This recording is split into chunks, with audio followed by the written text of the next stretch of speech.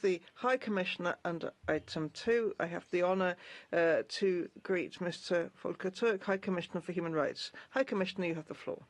Monsieur le Président, President.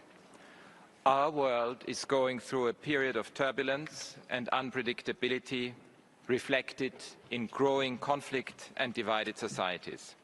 The international community has come through many setbacks and periods of geopolitical turmoil since the founding of the United Nations. But what we are experiencing goes to the very core of the international order, an order that has brought us an unprecedented level of global stability. We cannot allow the fundamental global consensus around international norms and institutions built painstakingly over decades to crumble before our eyes. I'm here to sound the alarm.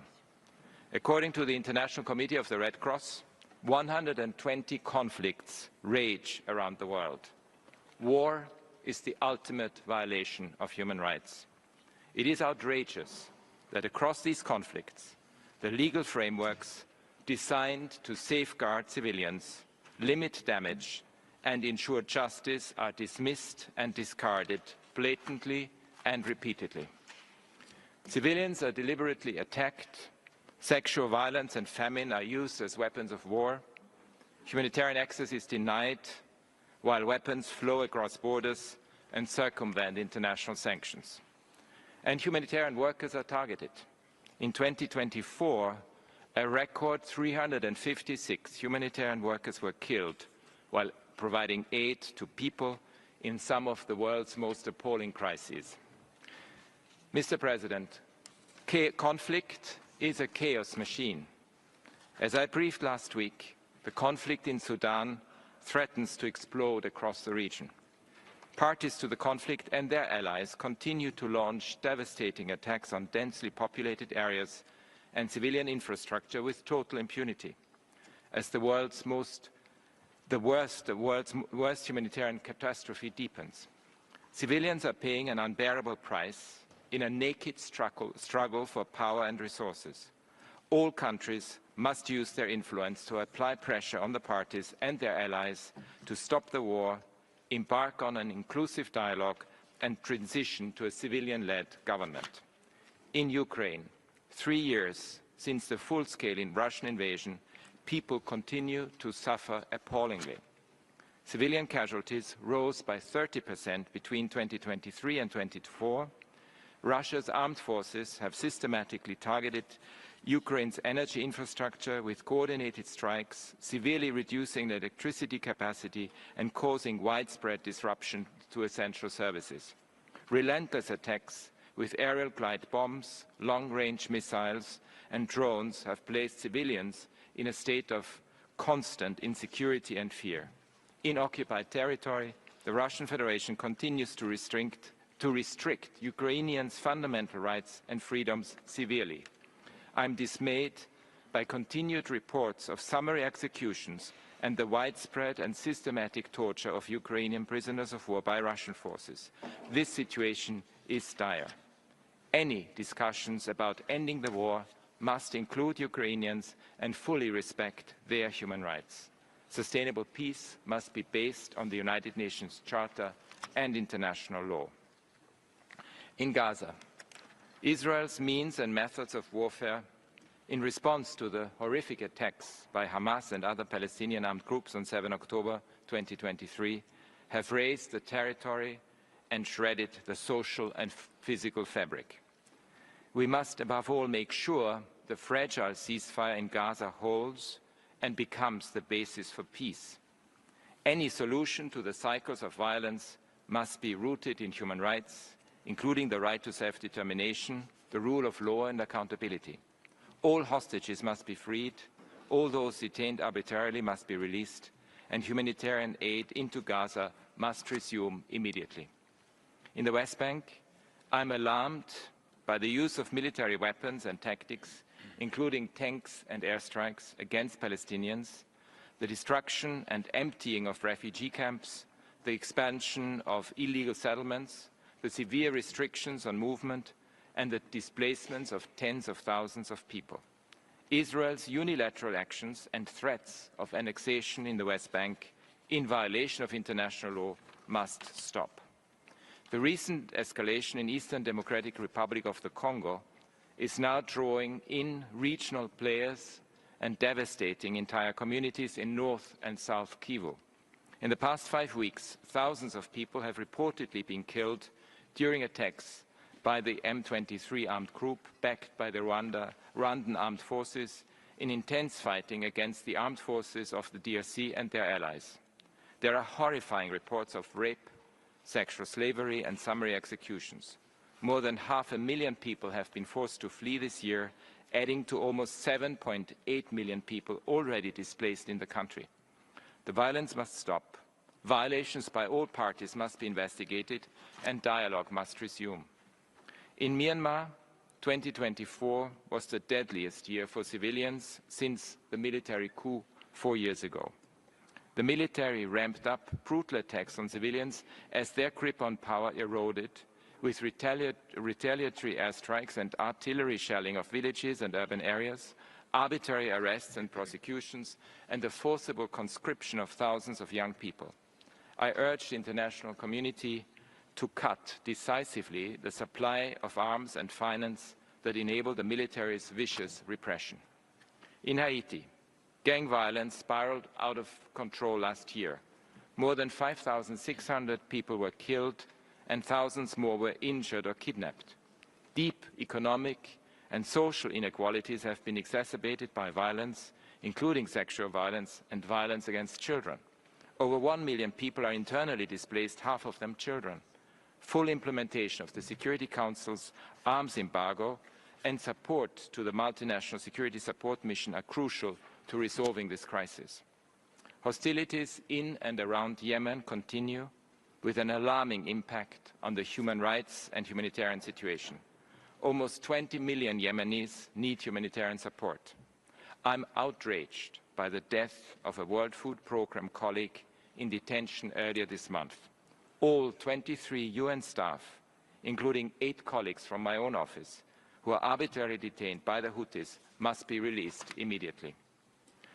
Mr. President, conflict causes chaos, but it arises from its own twisted logic. Some people, autocrats, demagogues, profiteers, benefit from that chaos, whether through divide and rule tactics, predatory business practices, or simple theft.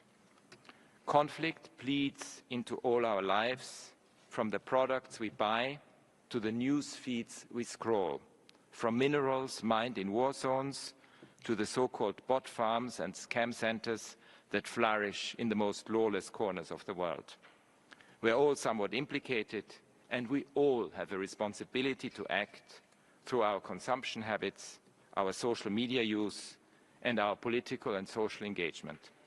Accountability is key, making sure perpetrators of abuses and violations are held to account for their crimes.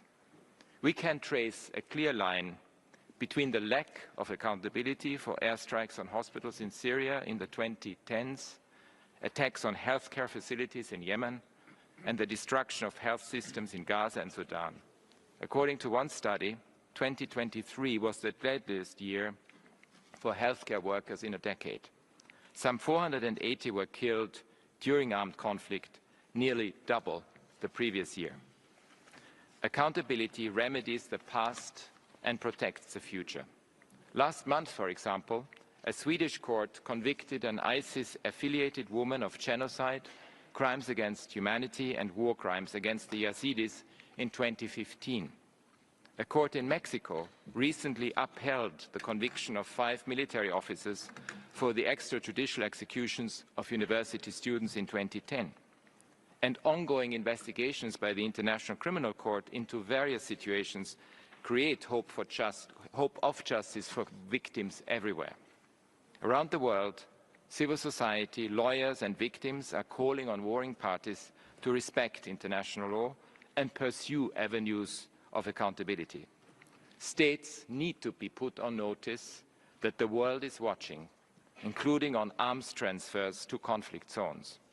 Beyond states, corporations must also be held to account, including for damage to our climate and our environment.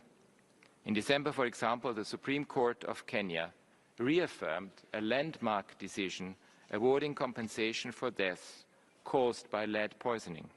I'm also encouraged by a growing wave of litigation that seeks to hold fossil fuel companies to account for climate-related damage. But these cases are the exception rather than the rule. In this connection, I urge the European Union to maintain robust human rights and environmental due diligence at the heart of their corporate sustainability laws as they consider reforms. Mr. President, an absence of accountability leads directly to an absence of peace. And yet, a tireless search for peace is what the world needs most. Preemptive strikes cannot replace preventive diplomacy. Today, wars are lasting longer and peace negotiations are less successful. According to one study, the number of conflicts that ended through peace agreements fell from 23% in the 1970s to 4% in the 2010s. For millions of people around the world, war has become a simple, devastating fact of life. This should shake us all. We need to build peace from the ground up, to grasp it, nurture it, protect it and promote it at every opportunity. Bring warring parties to the table, ensure that women are involved from beginning to end, build peace around human rights. Transitional justice seeks to do exactly that. It helps fractured societies to heal, reconcile and rebuild. We see its impact all over the world. In Liberia, my office's support has played an important part in advancing transitional justice and promoting accountability. Establishing the Office of a War and Economic Crimes Court last May, was a significant step towards justice for victims of the civil wars between 1989 and 2003. In Colombia, we are reminded of the importance of the participation of civil society in peace-building efforts, notably women, Afro-descendants and indigenous peoples. Peace requires constant vigilance as part of a sustained, victim-centered transitional justice process. The design and implementation of Ethiopia's transitional justice process will be key to demonstrating its ability to address past violations. This is a fragile moment. The human rights situation continued to be dire in 2024, notably in the Amhara and Oromia regions. The situation in Tigray has improved since the cessation of hostilities agreement, but tensions remain high. Worryingly, civic space has become more restricted throughout the country. Proposed amendments to the media law put the rights to freedom of expression, association and peaceful assembly at risk. None of these steps are conducive to sustainable peace. The Western Balkans are an example of transitional justice delayed. Almost 30 years after the end of the conflict in Bosnia and Herzegovina, more progress on peace-building, economic and social reforms and the protection of human rights are badly needed. Across the whole region, leaders must abandon ethno-nationalist agendas and revisionist narratives that justify or deny atrocity crimes and glorify convicted war criminals. My office is working to get transitional justice back on track. I'm following closely the ongoing peace negotiations between Armenia and Azerbaijan in the hope that they will lead to a process of truth-telling, healing and reconciliation. We stand ready to support. All those arbitrarily detained in Azerbaijan, including ethnic Armenians, must be released immediately and fair trial rights must be respected fully. Bangladesh last year experienced a paroxysm of violence as the government of the time brutally suppressed a student movement that carried human rights at its torch. The country is now charting a new future. Our recent independent fact-finding report on the grave human rights violations that took place is an important contribution to this journey. I hope it will support truth-telling, accountability, reparations, healing and reform.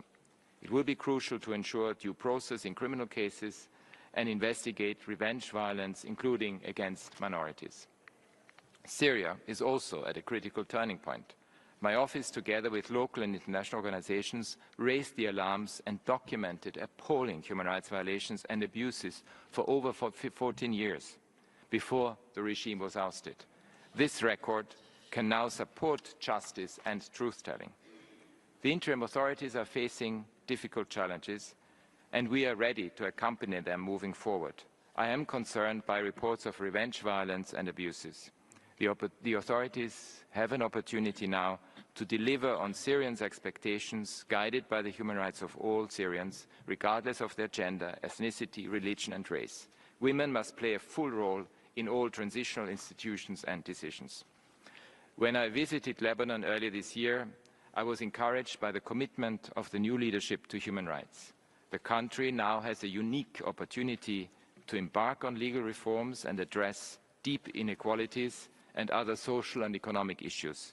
These will be crucial to restore social cohesion, build public confidence in state institutions, and deliver on the aspirations of the Lebanese people. Mr. President, even in societies that are nominally at peace, people are feeling insecure and unmoored.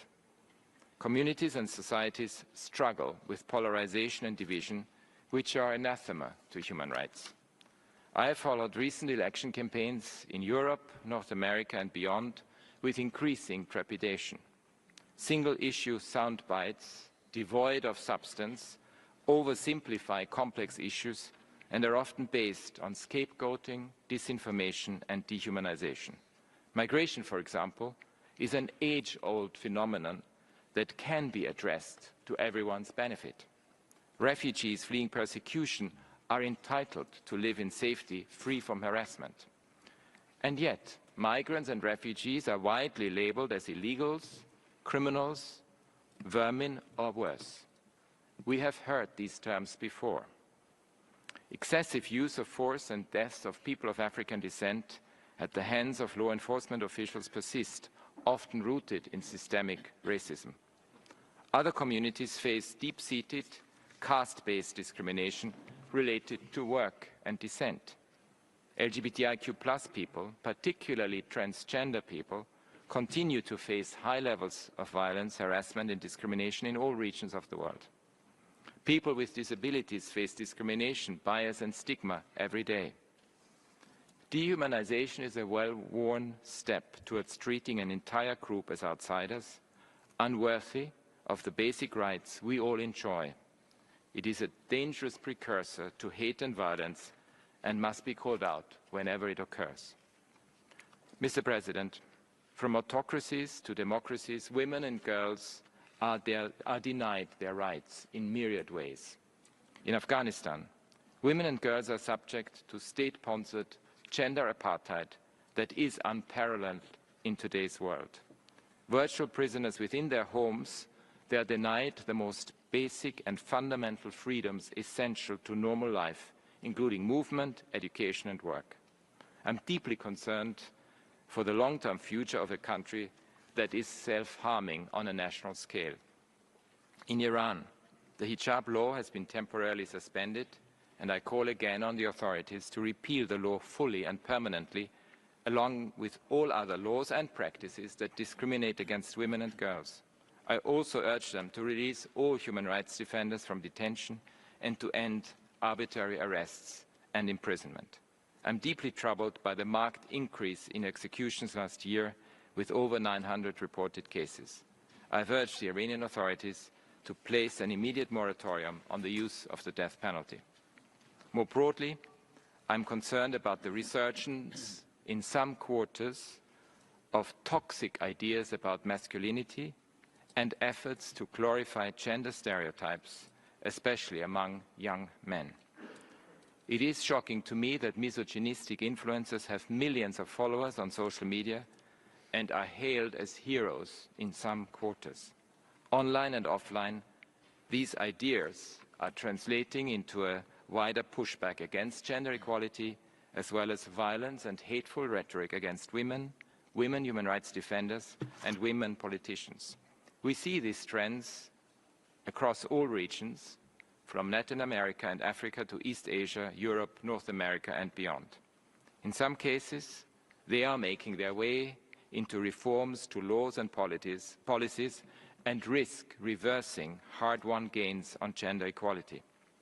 While more than 60 countries and territories have liberalized their abortion laws over the past 30 years, we are now seeing attempted rollbacks in many countries. 40% of women globally live under restrictive abortion laws. As always, it is the most marginalized women who suffer most. Mr. President, we have enjoyed bipartisan support from the United States of America on human rights over many decades, thanks to the generosity and compassion of the American people. I am now deeply worried by the fundamental shift in direction that is taking place domestically and internationally. In a paradoxical mirror image, policies intended to protect people from discrimination are now labeled as discriminatory. Progress is being rolled back on gender equality. Disinformation, intimidation and threats, notably against journalists and public officials, risk undermining the work of independent media and the functioning of institutions. Divisive rhetoric is being used to distort, deceive and polarize. This is generating fear and anxiety among many. On these issues and more, my office will continue building on our long history of constructive engagement. Mr. President, societies need certain ingredients to thrive: a free public square with space for open debate, free and independent media, an independent judiciary, and transparent and representative state institutions. But when I look around the world, I see a troubling picture. In Nicaragua, the recent constitutional reform significantly increases the concentration of power in the presidency and dismantles checks and balances. Fundamental rights are at risk of being further curtailed, including the elimination of the prohibition of torture. I urge the Nicaraguan authorities to return to a democratic path and pursue a meaningful and constructive dialogue to this end. In Venezuela, I noted the announcement that more than 1,000 people were released after being detained following the presidential elections. All those arbitrarily detained must be released immediately. Political negotiations between the different stakeholders are urgently needed to agree to a viable pathway forward. I call for all electoral processes to be transparent, inclusive, peaceful, and fully in line with international human rights standards. In Argentina, I am troubled by recent executive actions that bypass established procedures for Supreme Court appointments, which risk undermining the independence of the judiciary and the rule of law. I also have serious concerns about the effect of austerity policies on the growing number of people living in poverty. In Mozambique, I call for the impartial and independent investigation into human rights violations and abuses which took place in the post-election period. My office is ready to work together with the new government and civil society to advance respect and protection of human rights in the country, including to strengthen human rights compliance of security forces. We have received many reports about a continued crackdown in the Russian Federation on civil society and independent media under the guise of national security. Stringent laws have been adopted to stifle free expression, labeling critical voices as foreign agents or undesirable organizations. Many journalists and activists, including anti-war protesters, have faced harassment, arrest or exile, resulting in the near elimination of any form of dissent within the country. In Belarus, severe limitations on freedom of expression, association and assembly persist, and human rights activism has all but disappeared. I note the recent series of releases from detention and call on the authorities to free all those who remain arbitrarily detained. While China is engaging with the international human rights system, I refer back to my previous updates, raising serious concerns and hope to see meaningful progress on these issues. I continue to make representations on behalf of lawyers, human rights defenders and citizen journalists who have been arbitrarily detained under vague criminal offenses. In Hong Kong SAR, the broad application of national security laws continues to stifle civic space. The recent report by the International Labour Organization experts on counter-terrorism measures and labour programs in the Xinjiang region reinforce our own grave concerns and the urgency of addressing our long-standing recommendations. I'm also concerned by the impact of education policies and continued restrictions on freedom of expression, religion and belief in the Tibet Autonomous Region. I will take these issues forward in our ongoing engagement. In Thailand, I remain troubled by the dissolution of the Move Forward Party last August and the legal cases being pursued against its leaders. This impacts people's right to participate in public affairs and political life. Given last week's deportation of ethnic Uyghurs, I also call on Thailand to respect the fundamental principle of non-refoulement. India's democracy and institutions have been its greatest strength, underpinning its diversity and development. Democracy requires constant nurturing of participation and inclusion at all levels of society. I am concerned by the use of restrictive laws and harassment against human rights defenders and independent journalists, resulting in arbitrary detention and a diminished civic space, including in Kashmir. I also call for stepped-up efforts to address violence and displacement in Manipur based on dialogue, peace-building and human rights. Civic space is shrinking in Egypt, where the authorities are using anti-terrorism legislation against those expressing dissent, including human rights defenders, journalists, bloggers and peaceful demonstrators. These practices are creating fear, silencing critical voices and hindering participation of human rights defenders in international human rights processes. I reiterate my call for the release of all those detained for exercising their human rights. We are seeing similar trends in other countries, including Algeria and Tunisia. Mr. President, on a more general note, I'm particularly concerned by the growing phenomenon of targeting journalists, human rights defenders and political dissidents across borders using technology to track them. This insidious practice is used to intimidate, threaten, silence, detain, forcibly disappear and even kill opponents and critics.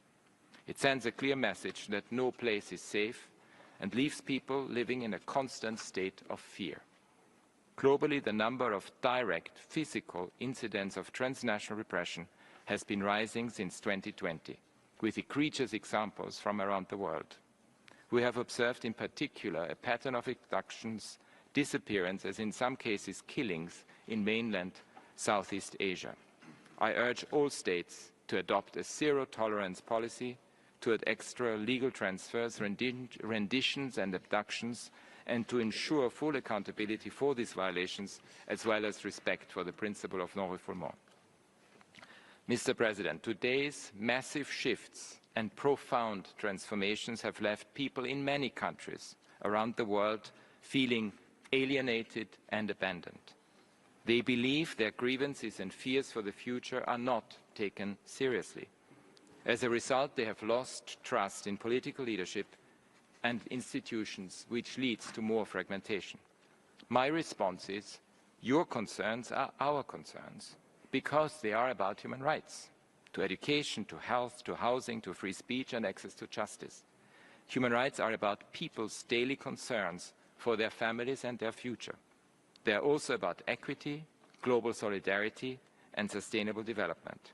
Human rights can never be played off against each other. They reinforce each other and reveal how we are all connected. The solution to today's pervasive unease lies in more respect for human rights, not less. It lies in uniting around more effective and efficient multilateral institutions and frameworks that protect us all.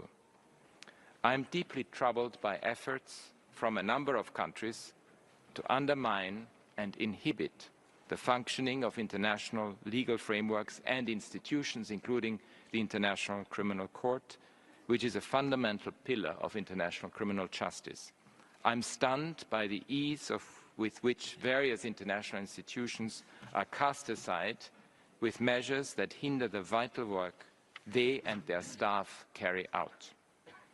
Mr. President, economic systems must deliver on economic, social, cultural, civil and political rights, the right to development and the right to a clean, healthy and sustainable environment. The Paris Agreement is an essential tool. We need a laser focus on stopping the climate crisis in its tracks and protecting those already feeling the heat. The World Health Organization plays an essential role in preventing pandemics and safeguarding people's well-being. Sweeping cuts to domestic social safety nets, climate finance, and foreign aid signal a massive setback for human rights protection, for conflict prevention, and for global stability.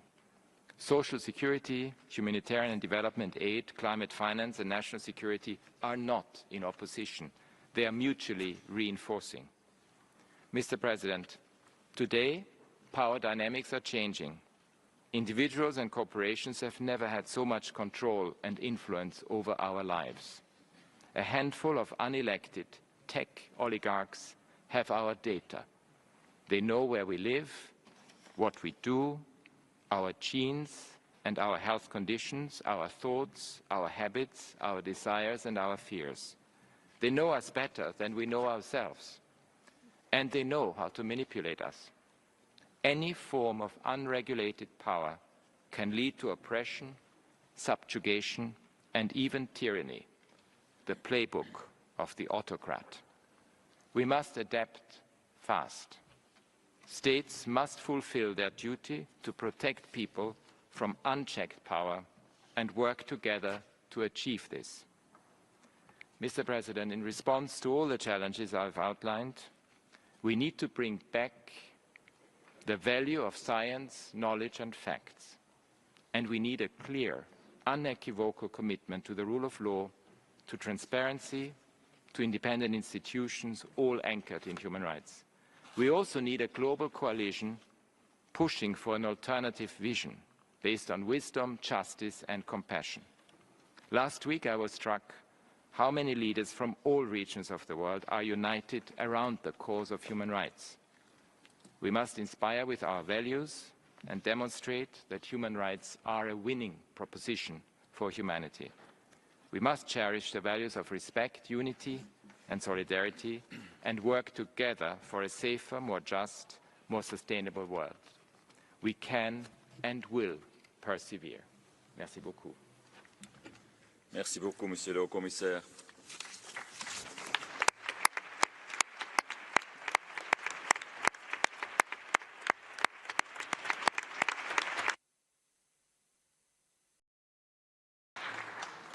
Excellences, distingués collègues, nous allons maintenant reprendre le dialogue interactif sur la mise à jour orale du Haut-Commissaire sur la situation des droits de l'homme au Myanmar.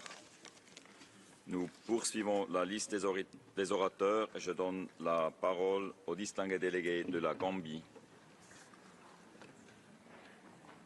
Gambia, you have the floor, please. Gambia.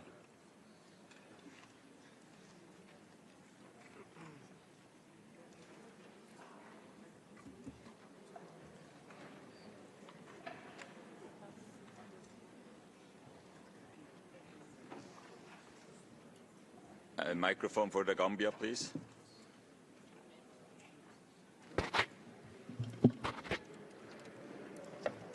Good morning, Mr. President.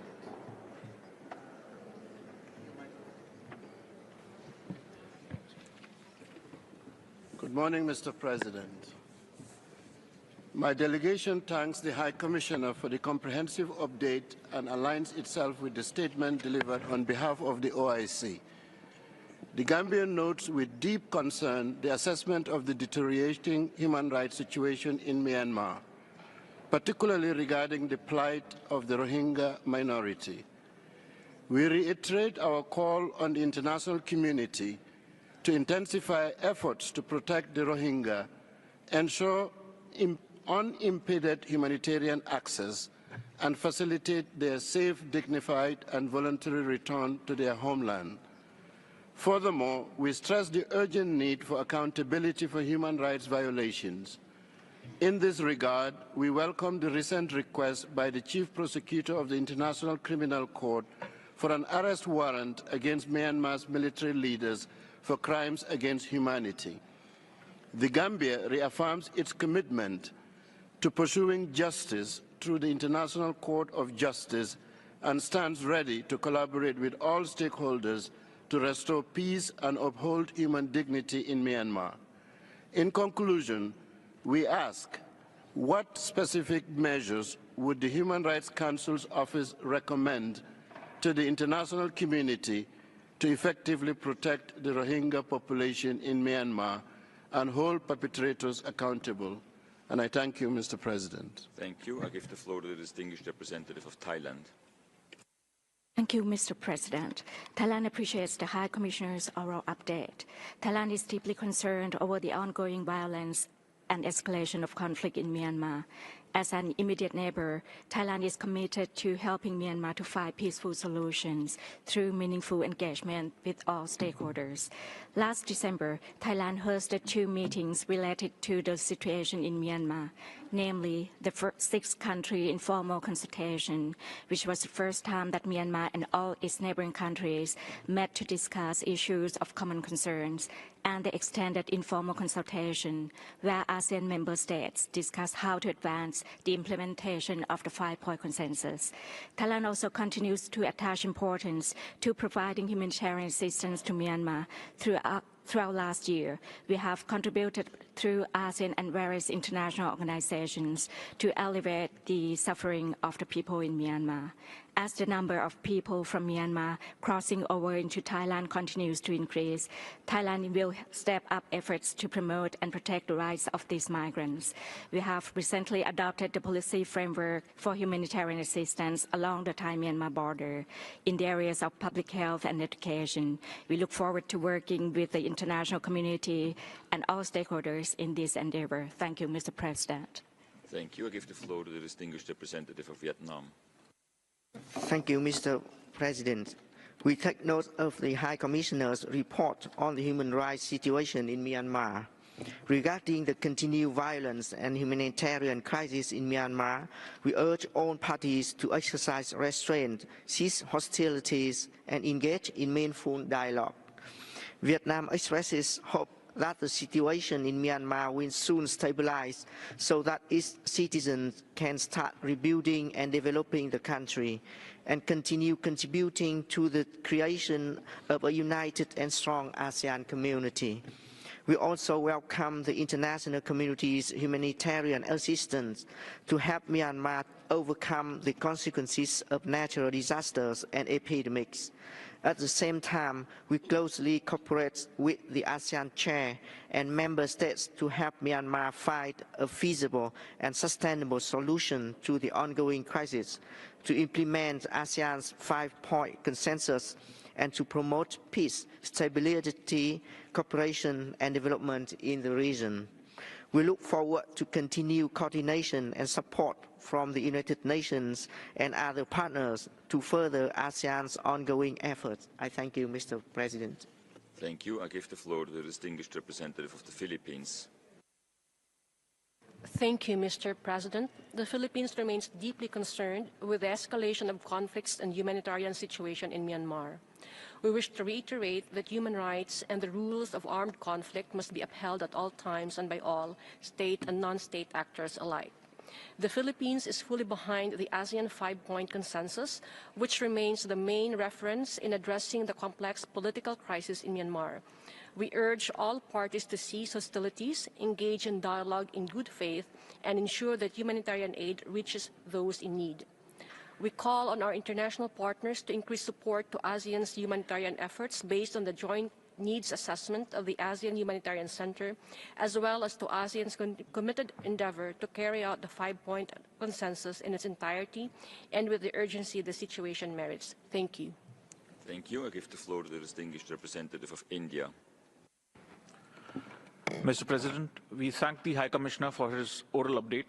As an immediate neighbor and friend of the people of Myanmar, India has always accorded a high priority to the maintenance of peace and stability in Myanmar and its economic development. The ongoing situation in Myanmar has led to an influx of thousands of people into our northeastern states and an increase in instances of drugs and human trafficking.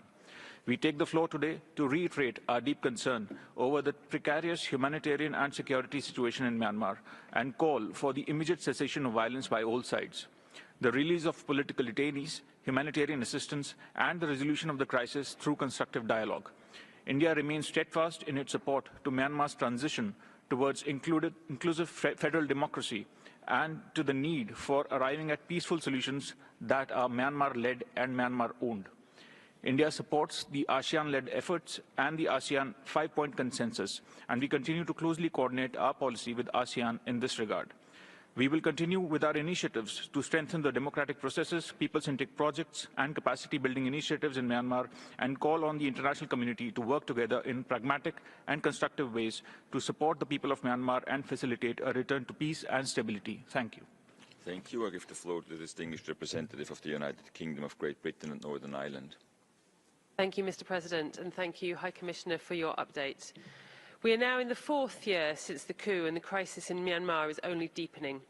The military continues to intensify its violent and repressive onslaught. Schools and hospitals have been targeted. Indiscriminate airstrikes on civilians have increased. There is no justification for abhorrent attacks on innocent civilians. The UK is alarmed by the escalating violence, human rights violations and gender-based violence. All actors, especially the Myanmar military, must prioritise the protection of civilians. We call on the military to stop the violence, especially the airstrikes, and release all those arbitrarily detained. The humanitarian situation is critical, with almost 20 million people in need of assistance. We call on all actors, especially the military, to allow safe and unimpeded humanitarian access. The UK is providing more than £66 million in assistance this year. Accountability is vital. We must break the cycle of impunity. This is why the UK supports the work of the International Investigative Mechanism for Myanmar, and this is why we announced our 19th round of sanctions in November last year, targeting the military regime's access to arms, aviation fuel and dual-use equipment. Thank you. Merci. Nous allons maintenant passer à la liste des orateurs des institutions nationales des droits de l'homme et des organisations non gouvernementales. Je donne la parole à Asian Forum for Human Rights and Development par video. Mr. President, we welcome High Commissioner update and his continuous engagement on Myanmar. With the significant escalation of the crisis in Myanmar last year, in particular in Rakhine State, Rohingya in Myanmar are once again facing existential risks. The Arkan Army and United League of Arkan, which now control Rakhine State, have an important decision to make. Whether Rakhine remains locked in conflict, division and poverty, or all people of Rakhine, regardless of race or religion, work together for a better future. We urge Arkan Army to reject military systematic policies and exclusion and ensure those under its command immediately cease all abuses against Rohingya or any other ethnic or religious group in Rakhine State. The Rohingya must be recognized as an integral part of Rakhine's diverse community. For too long, our identity has been erased or our existence denied. Regular and meaningful dialogue with Rohingya leaders is critical for addressing grievances, rebuilding trust, and fostering understanding. Justice and accountability must be at the core of any resolution in this crisis. Last month, Argentinian court issued international arrest warrants for Aung San Suu Kyi and other perpetrators of genocide and other grave crimes. This effort alongside cases at the ICJ and ICC are critical in ensuring those responsible face justice. The future of the Rohingya cannot be one of endless displacement, persecution and uncertainty. We Rohingya want to return home, but only with guarantees of rights, protection and accountability. Thank you. Thank you. I give the floor to Edmund Rice International Limited. President, we welcome the High Commissioner's oral update and concur with the recommendations. Children and youth in Myanmar are experiencing immense challenges in accessing education due to the ongoing bombing of schools by the Myanmar Armed Forces, internet disruptions, widespread displacement and forced recruitment. In the absence of formal education, informal educational programs aligned with the National Unity Government are continuing. Teachers are conducting remote classes while students fleeing the violence take exams in jungles or bomb shelters. The military junta refuses to recognise such education, leading to the arrest of teachers and bombing of associated locations. Forced recruitment of children and conscription of youth have disrupted access to education. In January 2025, Yangon authorities began listing women eligible for military service, signalling plans to draft women. Refugee children and youth from Myanmar struggle to access formal education in neighbouring countries, limiting their future employment opportunities. We need to protect and fulfil the right to education for children and youth of Myanmar to avoid the risk of having a lost generation. We call on members of the Council to 1. Urge the Myanmar State Administration Council to recognise informal educational programs carried out in cooperation with the National Unity Government. 2. Urge neighbouring countries to guarantee access to quality education for refugee children. And 3. Call on all parties to the conflict to immediately halt all recruitment of children and youth. Thank you. Thank you. I give the floor to International Federation for Human Rights Leagues. Mr. President, FIDH and its members, ASEAN Burma and Women's Peace Network, thank the High Commissioner for his oral update. UN member states must reject the illegal junta's proposed election that excludes Rohingya and the political parties that won 97% of seats in 2020. Preparation for the so-called election saw an unprecedented rise in violence against civilians last year. As the number of political prisoners approaches 22,000, we urge UN members, particularly ASEAN governments, to increase efforts for their release. Attacks against Rohingya men, women and children by both the junta and the Arakan army must stop. We are concerned the junta's recent release of Rohingya prisoners is a ploy to forcibly conscript them. We urge ASEAN states to stop deporting people to feed the junta's forced conscription drive. We welcome the Bangladeshi interim government's consent to the independent investigative mechanism on Myanmar to travel there to conduct its important work and urge other regional neighbors to do the same. We urge all states to help Argentina execute the arrest warrants issued over the Rohingya genocide. We urge the U.S. government to reverse its disastrous suspension of aid to organizations helping Myanmar refugees, including on the Thai and Bangladeshi borders, and to groups including women and LGBTIQ peacefully working for human rights and democracy. Thank you. I give the floor to Advocates for Human Rights. Advocates for Human Rights is a member of the World Coalition Against the Death Penalty. We take this opportunity to highlight human rights violations concerning the death penalty in Myanmar. The Special Rapporteur's March 2024 report states that military tribunals and courts within prisons have sentenced 166 political prisoners to death. Multiple reports allege that court proceedings often take place in secret and do not respect fair trial standards. In September 2024, authorities executed a husband and wife alleged to be anti-coup activists, the first since 2022. 5 additional pro-democracy activists, including one woman, were at imminent risk of execution and had reportedly experienced brutal torture, including sexual violence. We are also concerned that as recently as December 2024, the Myanmar National Democratic Alliance Army has been sentencing people to death and carrying out summary public executions.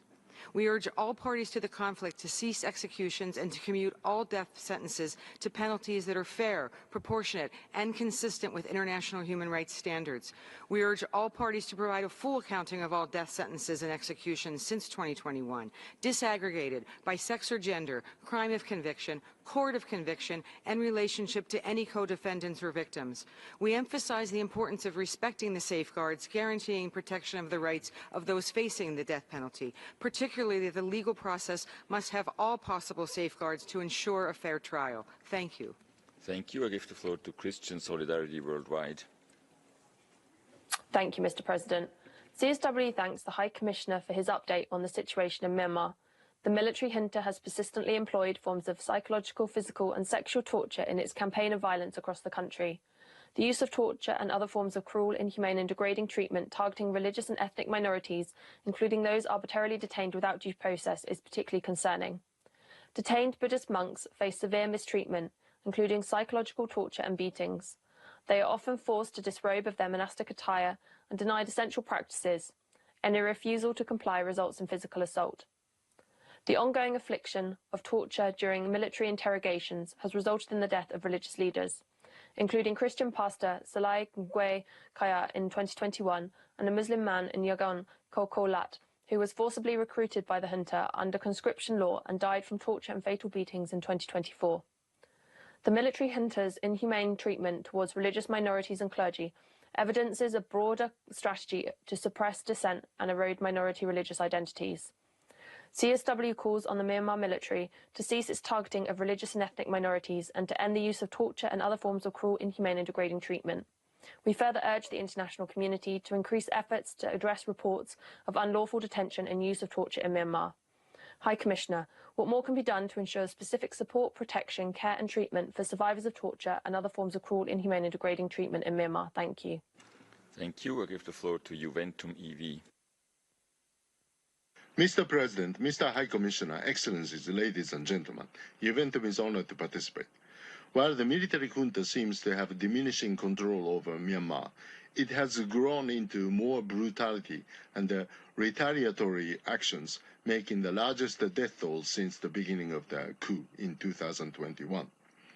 As reported by the Special Rapporteur, some targeted sanctions brought positive outcomes to limit the military supply for the junta. The resistance shows enormous courage despite the general deficiency of support from the international community. The international community should speed up its support for the people seeking democracy and justice. The generation in productive ages is either forced to serve in the military or wants to flee to other countries. The youth should be provided with the education and the training for the development. The United Nations should provide online support for the youth in education and capacity building from outside. Myanmar consists of huge diversity. A more robust democracy than before is needed. The international community is responsible for making suggestions on the unity and the recovery of Myanmar using the wisdom learned from good practices. Thank you very much for your attention. Thank you. I give the floor to International Bar Association. The International Bar Association's Human Rights Institute, the Law Council of Australia, Lawyers for Lawyers, and Lawyers' Rights Watch Canada continue to condemn the ongoing atrocity crimes being committed in Myanmar. Over 4 years since the coup, reports of the lack of the rule of law and of the junta targeting pro-democracy activists and human rights defenders, including lawyers and journalists, continue. Lawyers not only face severe restrictions in their work, including limited access to their clients and bans on confidential communications, but have themselves been harassed, intimidated, and arbitrarily arrested and detained, particularly when defending political cases. Arbitrary arrests and detention and unfair trials of perceived opponents of the military regime also continue. There is evidence of systematic torture and ill-treatment of individuals in detention, often to force a confession.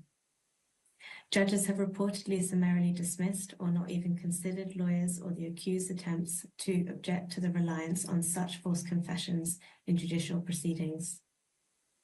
We continue to urge, firstly, the High Commissioner and this Council to respond robustly to the deepening crisis in Myanmar, and secondly, the international community to use and support all possible avenues to ensure accountability for all international crimes that are being committed.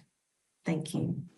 Thank you. I give the floor to Southeast Asia Sexual Orientation, Gender Identity and Expression Caucus.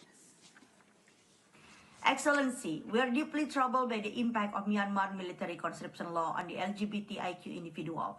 This law increases discrimination, violence, and forced displacement. Alarmingly, 70.3% of LGBTIQ individuals have been forcibly conscripted and 58.4% summoned, showing a harsh reality. LGBTIQ people are forced into a system that criminalizes their identity, endanger their safety, and strip away their dignity. This law is more than just about military service. It is used to silence queer voices and push many into hiding or exile. We call on the international community, including embassy, multilateral agency, and human rights organizations, to take immediate action. They must closely monitor and document these abuses, offer direct support to LGBTIQ defenders, and provide humanitarian assistance. We urge the United Nations and diplomatic body to pressure Myanmar's military regime to stop this violation. Neighboring countries should provide refuge and protection, and global sanctions should be imposed on the junta to halt further atrocity. The time to act is now. We must protect the rights, safety, and dignity of Myanmar LGBTIQ community. Thank you, Excellence. Merci. Ceci était la dernière intervention qu'il nous est possible d'écouter et je redonne maintenant la parole au haut-commissaire aux droits de l'homme pour ses remarques finales. Vous avez la parole. Merci, Monsieur le Président. I think many of us in the room have followed developments in Myanmar for many, many years. And I think whenever we go into these discussions, we follow them with a heavy heart. But one thing is good, that there is a discussion in the Human Rights Council about Myanmar, because if I look at the world attention, I have to say it's not necessarily the priority that it deserves. And it's important that, as a result, not just what we are doing in terms of reporting, but also that there is a clear message from the Human Rights Council about how serious the situation is and how much we are all concerned about it. And frankly, if you go into the figures are appalling. A minimum of 6,353 civilians, including 733 children killed by the military, with 2024 the deadliest year so far, 21,922 prisoners in detention on political grounds, 2,294 individuals have died in military custody, over 3.5 million internally displaced people, over 144,000 have crossed borders, in addition to the 1.1 million Rohingya that are already in Bangladesh, nearly 20 million people in need of humanitarian assistance, 15 million people facing acute food insecurity and warnings of a famine in Rakhine State, half of the country living under the poverty line, an additional 25% on or just above it. And one can continue. It's also clear that the situation in Myanmar is not confined to its borders. We have already seen the consequences. We hear from Bangladesh how much they are shouldering in terms of responsibility by hosting Rohingya refugees. We have heard about the displacement across even the to other countries in Southeast Asia in particular. We have heard about the regional impacts because of the drug production. Myanmar now leads the world in producing opium. We have seen reports about trafficking and organized criminal networks and scam centers, transnational crime. There is a huge opportunity cost to the region in terms of economic loss, potential of the country unfulfilled. Many of us know the many talented people from this country, especially young people, who don't know what their future will be like. And this is definitely not a climate in which a flawed election process can offer any solution. Peace is indeed the most important one before any of this can be discussed. There were a number of delegations that asked questions mostly around accountability. As you know, the ICC prosecutor has taken the important step to seek an arrest warrant for Min Aung Hlaing, and he has announced that further applications are to follow. And it's important to recognize that indeed, apart from the situation in Rakhine State, in terms of the crimes that have been committed against the Rohingya, over which the ICC has jurisdiction, it's also important to ensure that the whole of the country is covered, because we have reported for so many years about what is happening. So, and I've said it before, in our considered assessment, it is important that the entire situation of Myanmar is referred to the International Criminal Court by the UN Security Council, because that would help end impunity and pressure the military to cease violence. I welcome the steps taken by 11 states so far to intervene formally in the case by the Gambia against Myanmar in the International Court of Justice under the Genocide Convention. I encourage also continued support not only to the Special Rapporteur, but also cooperation with the independent investigative mechanism for Myanmar, and for states to use universal jurisdiction for pursuing investigations and prosecutions at national levels. Because, of course, universal jurisdiction allows for the prosecution of serious violations that have been committed in Myanmar. Then there were a number of questions around how to end the violence and find a pathway out of the crisis. I mean, it's clear that what is needed most is for the international community to engage with the full spectrum of democratic actors, ethnic groups, civil society to find solutions. And we know the importance that women and youth can play in defining a new vision for the country. As you know, I was asked by the Human Rights Council, to submit a report in June which will explore pathways for Myanmar to a democratic future.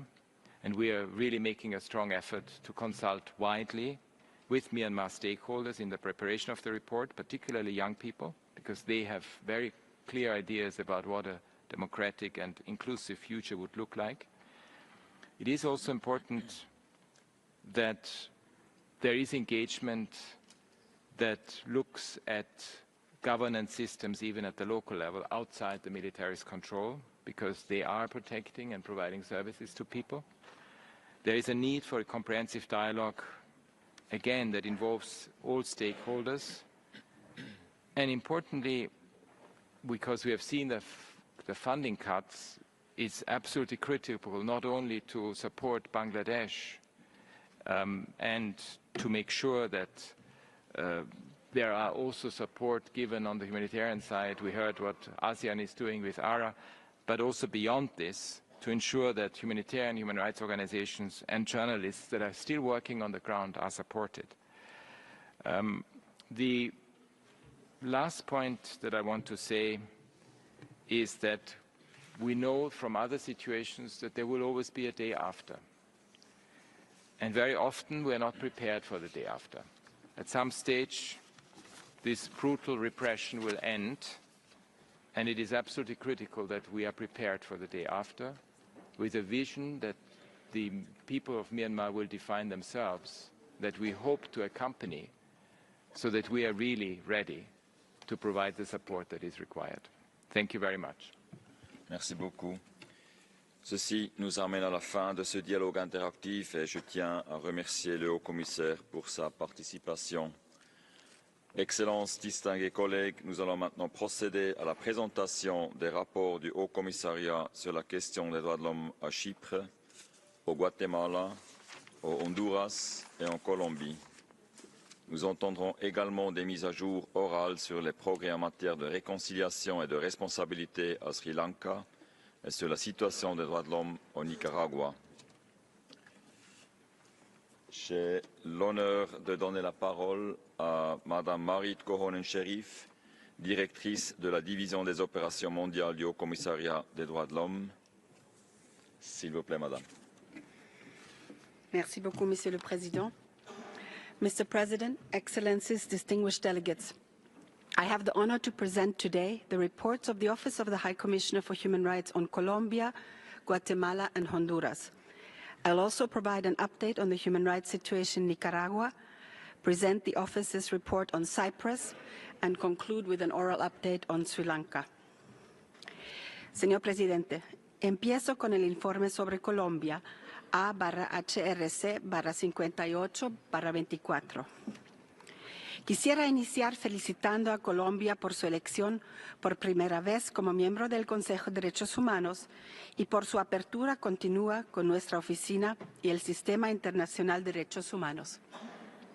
No obstante, sigue siendo objeto de gran preocupación la violencia ejercida por los grupos armados no estatales en contra de la población civil, con el fin de ejercer control territorial y explotar economías ilícitas, socavando la gobernabilidad. Esta violencia afecta desproporcionadamente a pueblos indígenas, comunidades afrodescendientes y campesinas. Frente a esta violencia, reiteramos la urgencia de una presencia integral del Estado en todo el territorio nacional para proteger a la población. Asimismo, instamos al Gobierno a acelerar la implementación del acuerdo de paz, así como la implementación coordinada de las políticas de seguridad, paz total y desmantelamiento. Destacamos la reanudación del proceso de garantías para personas defensoras de derechos humanos y exhortamos a reformar el modelo de protección existente, incluyendo para personas defensoras del medio ambiente en particular riesgo. Asimismo, valoramos el proceso de transformación de la policía para fortalecer el respeto de los derechos humanos, incluyendo el derecho de reunión pacífica, la transparencia y la rendición de cuentas. En materia de justicia transicional, saludamos los avances, incluyendo las imputaciones recientes de crímenes de guerra y lesa humanidad por parte de la Jurisdicción Especial para la Paz a excomandantes de la FARC-EP y a exmilitares del alto rango. Frente a la magnitud de las desapariciones forzadas en el marco del conflicto y de la persistencia de este crimen, destacamos también la importancia de la nueva ley sobre las mujeres buscadoras de víctimas de desaparición forzada. Esta ley establece un marco inédito en América Latina. Quisiera concluir reafirmando el compromiso de la Oficina de seguir apoyando los esfuerzos encaminados a mejorar la situación de derechos humanos y construir una paz basada en los derechos humanos en Colombia. Señor Presidente, sigo ahora con el informe sobre Guatemala, A/HRC/58/22. Reconocemos el compromiso del presidente Arévalo por impulsar un programa enmarcado en los derechos humanos, la igualdad y no discriminación y la promoción de una agenda socioeconómica. Saludamos los varios diálogos del Estado con autoridades indígenas y afrodescendientes. Es importante institucionalizar estos espacios y cumplir con los acuerdos alcanzados, particularmente respecto al derecho a la consulta previa, libre e informada. Asimismo, tomamos nota de las acciones del Gobierno para atender la conflictividad agraria y prevenir los desalojos forzosos. Reconocemos los avances del Gobierno para la elaboración de la política pública de protección a personas defensoras de derechos humanos. Además, reconocemos los esfuerzos para promover los derechos de las personas con discapacidad. No obstante, el Alto Comisionado continúa preocupado por el uso indebido del derecho penal por parte de actores. Dentro del Ministerio Público y del organismo judicial, contra la defensa de derechos humanos y particularmente contra personas operadoras de justicia. Esta persecución penal, incluso por motivaciones políticas, también se ha dirigido contra funcionarios del actual gobierno y del Tribunal Supremo Electoral, con el propósito de cuestionar los resultados de las elecciones de 2023. El Alto Comisionado también nota con preocupación los serios retrasos en el acceso a la justicia con relación a graves violaciones de derechos humanos cometidas durante el conflicto armado interno, incluyendo la anulación de procesos y dilaciones indebidas, privando a las víctimas de sus derechos. Frente a estos retrasos y como parte de la justicia transicional, es importante avanzar con la iniciativa para un Plan Nacional de Dignificación y Reparación y un Plan Nacional de Búsqueda de Personas Desaparecidas. Urgen medidas eficaces para prevenir y erradicar la violencia contra mujeres y niñas, así como contra personas LGBTIQ+, y garantizar la atención a las víctimas. Reiteramos nuestro firme compromiso para apoyar los esfuerzos hacia la promoción y protección de los derechos humanos en Guatemala. Señor Presidente, ahora paso al informe sobre la situación de derechos humanos en Honduras. A/HRC/58/23. En Honduras, la Oficina del Alto Comisionado para los Derechos Humanos acoge con satisfacción las medidas clave para promover los derechos humanos, incluido el reconocimiento de las tierras ancestrales indígenas y la protección de los recursos naturales. Con la asistencia de la Oficina, la adopción e implementación del Proyecto de Ley 18/2024, un hito histórico, condujo a la prohibición de la minería en áreas nacionales protegidas, a la suspensión de 3 concesiones mineras de alto impacto y al establecimiento de la Comisión Intersectorial de Alto Nivel. La Comisión ya comenzó a demarcar territorios ancestrales para cumplir con las sentencias internacionales en favor de comunidades garífunas. Sin embargo, persisten desafíos estructurales. Los conflictos vinculados a la tierra y el territorio continúan. Estos afectaron a comunidades rurales, pueblos indígenas y afrohondureños, principalmente en la región norte de Honduras. El Estado debe garantizar que la Comisión de la Verdad del Bajo Aguán funcione de manera efectiva para abordar las causas estructurales del conflicto agrario. El Sistema Nacional de Protección para Defensores de Derechos Humanos necesita ser fortalecido significativamente.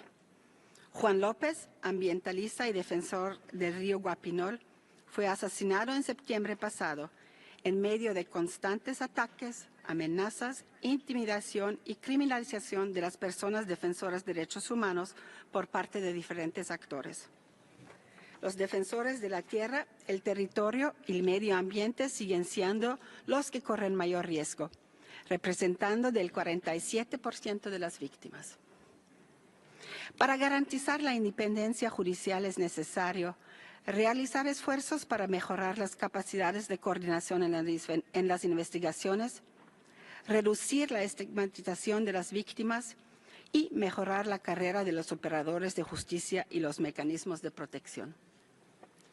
En 2024, nuestra oficina siguió recibiendo denuncias de graves violaciones de derechos humanos durante el estado de excepción vigente, incluso 2 desapariciones forzadas y 7 ejecuciones extrajudiciales. El estado de emergencia encabezado por fuerzas militares sigue vigente en las cárceles, resultando en el uso desproporcionado de la fuerza en 3 incidentes importantes que dieron lugar a 3 presuntas ejecuciones extrajudiciales y 161 casos de malos tratos. Las políticas de seguridad deben priorizar la prevención y estar lideradas por instituciones civiles. La oficina mantiene su compromiso de apoyar a las autoridades para que adopten leyes y políticas que garanticen los derechos humanos de las mujeres, las niñas y las personas LGBTIQ, en consonancia con las obligaciones internacionales de Honduras en materia de derechos humanos. Señor presidente, paso ahora a la actualización oral sobre la situación de los derechos humanos en Nicaragua, de conformidad con la resolución 52/2 del Consejo de Derechos Humanos. El 30 de enero de 2025, la Asamblea Nacional adoptó de forma unánime la reforma constitucional. La nueva Constitución nicaragüense otorga control total a la copresidencia sobre los órganos legislativo, judicial y electoral, desmantelando la separación de poderes. También restringe libertades fundamentales, debilita el debido proceso, elimina la prohibición explícita de la tortura. En el contexto de las próximas elecciones generales, instamos a Nicaragua a garantizar un proceso que asegure la participación política pluralista y elecciones libres y justas, en línea con los estándares internacionales de derechos humanos. En Nicaragua, detenciones arbitrarias afectan a opositores políticos, dirigentes indígenas, figuras religiosas y periodistas, creando un clima de miedo y silenciando toda voz independiente. Los malos tratos, la negación de atención médica y la alimentación insuficiente continúan siendo patrones preocupantes. Pedimos la liberación inmediata de todas las personas detenidas arbitrariamente y el fin de las desapariciones forzadas y los malos tratos. Los informes sobre represión contra la Iglesia Católica y otros grupos religiosos, incluidas confiscaciones de bienes, prohibiciones de entrada, expulsiones y restricciones a ceremonias religiosas, siguen suscitando graves preocupaciones sobre la libertad de religión en Nicaragua. Las denegaciones de entrada a Nicaragua han aumentado, con al menos de 15 casos desde enero. Esta práctica separa familias, restringe la libertad de movimiento, provoca la pérdida de medios de subsistencia y aumenta el riesgo de apatridia. Nos preocupa igualmente profundamente el continuo aislamiento de Nicaragua de la comunidad internacional. la reciente expulsión de la FAO y la falta de cooperación por la parte de Nicaragua con varios mecanismos de derechos humanos ilustran esta tendencia. Lamentamos también el reciente anuncio de Nicaragua de retirarse de este Consejo de Derechos Humanos y sus mecanismos. Reiteramos una vez más nuestro ofrecimiento de entablar un diálogo y de proporcionar capacitación en materia de derechos humanos a las autoridades nicaragüenses para que cumplan con sus obligaciones internacionales en materia de derechos humanos. Mr. President, I now turn to our report on Cyprus, A/HRC/58/21. The persisting division of Cyprus resulting from the Turkish intervention of 1974 continues to negatively impact the enjoyment of human rights for all people across the island. Last year witnessed the 60th anniversary since the establishment of UNFICYP and the mandate of the good offices of the Secretary General, and the 50th anniversary since the Turkish intervention of 1974. These anniversaries provide a stark reminder of the significant passage of time during which the people of Cyprus have been waiting for a just and durable solution to the island's continued division, which would facilitate the full realization of their human rights. Persisting challenges to the right to non-discrimination and the enjoyment of economic, social and cultural rights, especially for Turkish Cypriots, Greek Cypriots and Maronites living in the north, continue to hinder social cohesion and inter-community trust building. While the Republic of Cyprus adopted 14 measures in January last year to address issues impacting Turkish Cypriot daily life, the full and effective implementation of those measures and additional targeted measures are needed to address these challenges and promote inclusivity. With each passing year, it's becoming increasingly imperative to enlarge existing crossing points and to establish a new crossing point to facilitate the right to freedom of movement. This would help promote intercommunal contacts and trust building, which are essential foundations for advancing efforts to resolve the island's ongoing division. While it is welcome that the Technical Committee on Education resumed its regular meetings, urgent actions are needed to develop and improve relevant educational material and effectively train teachers to advance peace education for all. Peace education for every child holds the potential to transform Cypriot society and advance social cohesion. In the face of these challenges, it is heartening to learn of a bicommunal civil society initiative to address human rights violations affecting both the Greek Cypriot and Turkish Cypriot communities. We urge all parties to ensure that a human rights-based approach underpins their mutual dialogue and cooperation, with a view to upholding the human rights for all people in Cyprus. Mr. President, finally, I turn to Sri Lanka in implementation of HRC Resolution 57/1. Following presidential and parliamentary elections late last year, the National People's Power Coalition secured a large majority in parliament, signaling a decisive mandate from the Sri Lankan people to undertake transformative social, political and economic reforms. Economic crisis and austerity measures have impacted deeply on the poorest and most vulnerable in society. Creditors need to provide the government with the fiscal space necessary to realize all human rights. In his inaugural address to Parliament, President Kumara Dissanayake acknowledged the harms that have resulted from decades of ethnic divisions and racism. He pledged to address some long-standing human rights concerns, including by tackling corruption and ensuring accountability for the 2019 Easter Sunday attacks and other emblematic cases.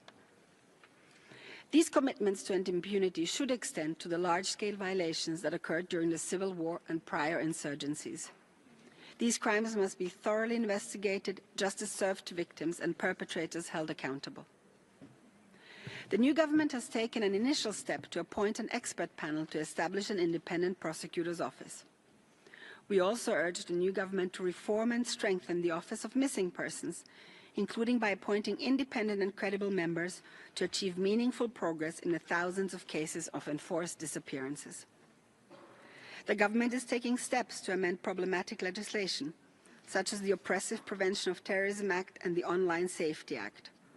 All new laws must comply with Sri Lanka's international human rights obligations and be developed in a transparent, consultative and inclusive manner.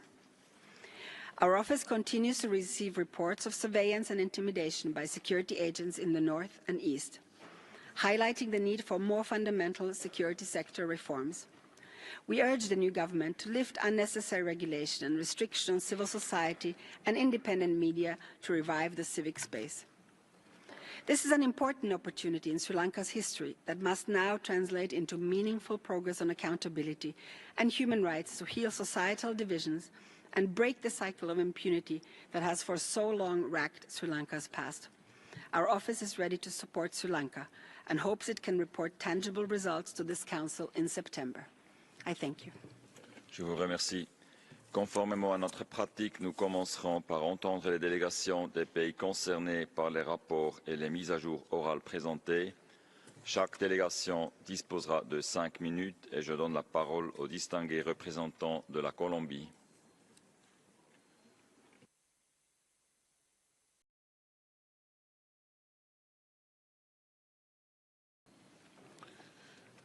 Gracias, señor presidente. Agradezco al alto comisionado su informe que nos muestra falencias existentes y frentes principales a los que debemos prestar atención. Le agradezco también los reconocimientos de aciertos que hemos tenido. Hace décadas padecemos una crisis de derechos humanos en medio de conflictos armados internos que decidimos superar apoyados en el Acuerdo de Paz de 2016 y en una política de paz total basada en derechos humanos.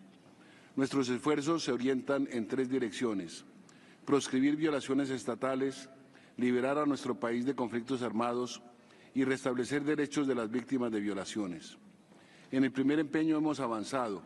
Su informe verificó en 2024 18 denuncias de privación arbitraria de libertad por la fuerza pública, una reducción del 39% frente a 2023. Han sido valiosos los aportes de su oficina a la doctrina operativa de la policía sobre uso de fuerza y gestión de protestas, plasmados en el decreto 1231. Pese a ello, el pasado viernes la Unidad de Diálogo y Mantenimiento del Orden hirió a 4 estudiantes menores de edad en Barrancabermeja. Reprochable e inadmisible. En igual dirección se avanza para cumplir una sentencia sobre violencia contra personas defensoras y adoptar con las plataformas de derechos humanos una política nacional de garantías y el plan de acción para mujeres defensoras, al igual que una red del Ministerio de Medio Ambiente a favor de ambientalistas y del campesinado. En el segundo empeño, 9 procesos de diálogo con actores armados no han implicado todavía desarme, pero sí reducción de índices de violencia. Aunque continúan siendo altos, muestran un descenso comparados con los de 2023, como el asesinato de defensores, 15%, o de desmovilizados de las FARC, 31%, masacres, 27%, desplazamiento forzado, 18%. Estamos lejos de cantar victoria. Mientras que en 2024 las personas desplazadas fueron 48.000, en los 2 primeros meses de 2025 han sido desplazadas en el Catatumbo más de 52.000 personas. Superar la violencia en Colombia requiere redoblar esfuerzos nacionales y apoyo internacional que agradecemos. En el tercer empeño, su informe celebra nuestro nuevo enfoque sobre drogas, centrado en la asfixia de las actividades criminales y el oxígeno para los derechos de personas cultivadoras y la atención en salud a los consumidores. En esa dirección se inscribe la aprobación de la Convención sobre Derechos del Campesinado y de la Jurisdicción Agraria y los avances en la reforma rural, entre otros. Mención especial merece el diálogo en norte del Cauca entre comunidades étnicas, campesinas e industriales de la caña sobre propiedad y uso de la tierra, respeto de los derechos humanos y agenda de desarrollo sostenible, realizado con apoyo de su oficina en Colombia. Pese a estos esfuerzos, la violencia de grupos irregulares persiste en Colombia y afecta mucho a comunidades étnicas y campesinas, mujeres, niñas y niños, víctimas de reclutamiento y otras violaciones, adultos mayores, comunidad LGBTIQ+, personas defensoras y líderes sociales, población pobre, personas desplazadas y confinadas. Solo garantizando sus derechos podremos consolidar una paz duradera. Entre estos sectores vulnerables, permítame mencionar a los migrantes y señalar la importancia de exigir respeto por sus derechos. Como dice el Papa Francisco en su reciente carta a los obispos estadounidenses, y cito, el acto de deportar personas que en muchos casos han dejado su propia tierra por motivos de pobreza extrema, de inseguridad, de explotación, de persecución o por el grave deterioro del medio ambiente, lastima la dignidad de muchos hombres y mujeres, de familias enteras y los coloca en un estado de especial vulnerabilidad e indefensión. Hasta aquí la cita, y agrega el Papa, un auténtico Estado de Derecho se verifica precisamente en el trato digno que merecen todas las personas, en especial los más pobres y marginados. Hasta aquí la cita. En migración, cambio climático o cualquier otra materia, nuestro Gobierno ha situado la dignidad humana y los derechos humanos como eje transversal y por ello hemos adoptado un enfoque de seguridad humana. Para hacerlo realidad, el Gobierno ha nombrado ministro de Defensa al general retirado Pedro Sánchez, quien comandó el rescate de los niños perdidos en el Amazonas en 2023 y puso ejemplarmente las armas de la República al servicio de una comunidad indígena. Esperamos que bajo la dirección civil de este general retirado, nuestras fuerzas militares superen la estigmatización de sectores de la población vistos equivocadamente como enemigos internos, según la doctrina de seguridad nacional en la que fueron formados, o más exactamente deformados, algunos de ellos. Señora directora, señor presidente, deme 10 segundos más. Colombia seguirá encarando los retos en derechos humanos con colaboración y apertura. Por ello, acogemos con gratitud la radiografía de nuestra situación contenida en las observaciones de su informe y asumimos con seriedad las sabias prescripciones para su superación, que no son otras que las recomendaciones allí formuladas. Muchísimas gracias. Merci. Je donne la parole à la distinguée représentante du Chypre.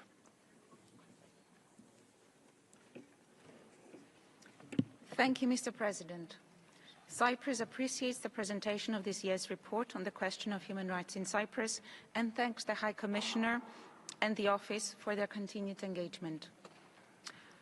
Mr. President, I have heard the High Commissioner speaking keenly about the need to further enhance the impact of the work of the Office as well as of the Human Rights Council, and this could not ring truer when it comes to the report on Cyprus. For several years now, the report has been gradually straying from its core mandate and contains methodological deficiencies. Rather than providing original evidence-based analysis, it largely compiles information from a compendium of sources that lack a human rights perspective. It continues to create a false equivalence between the Republic of Cyprus and a secessionist entity.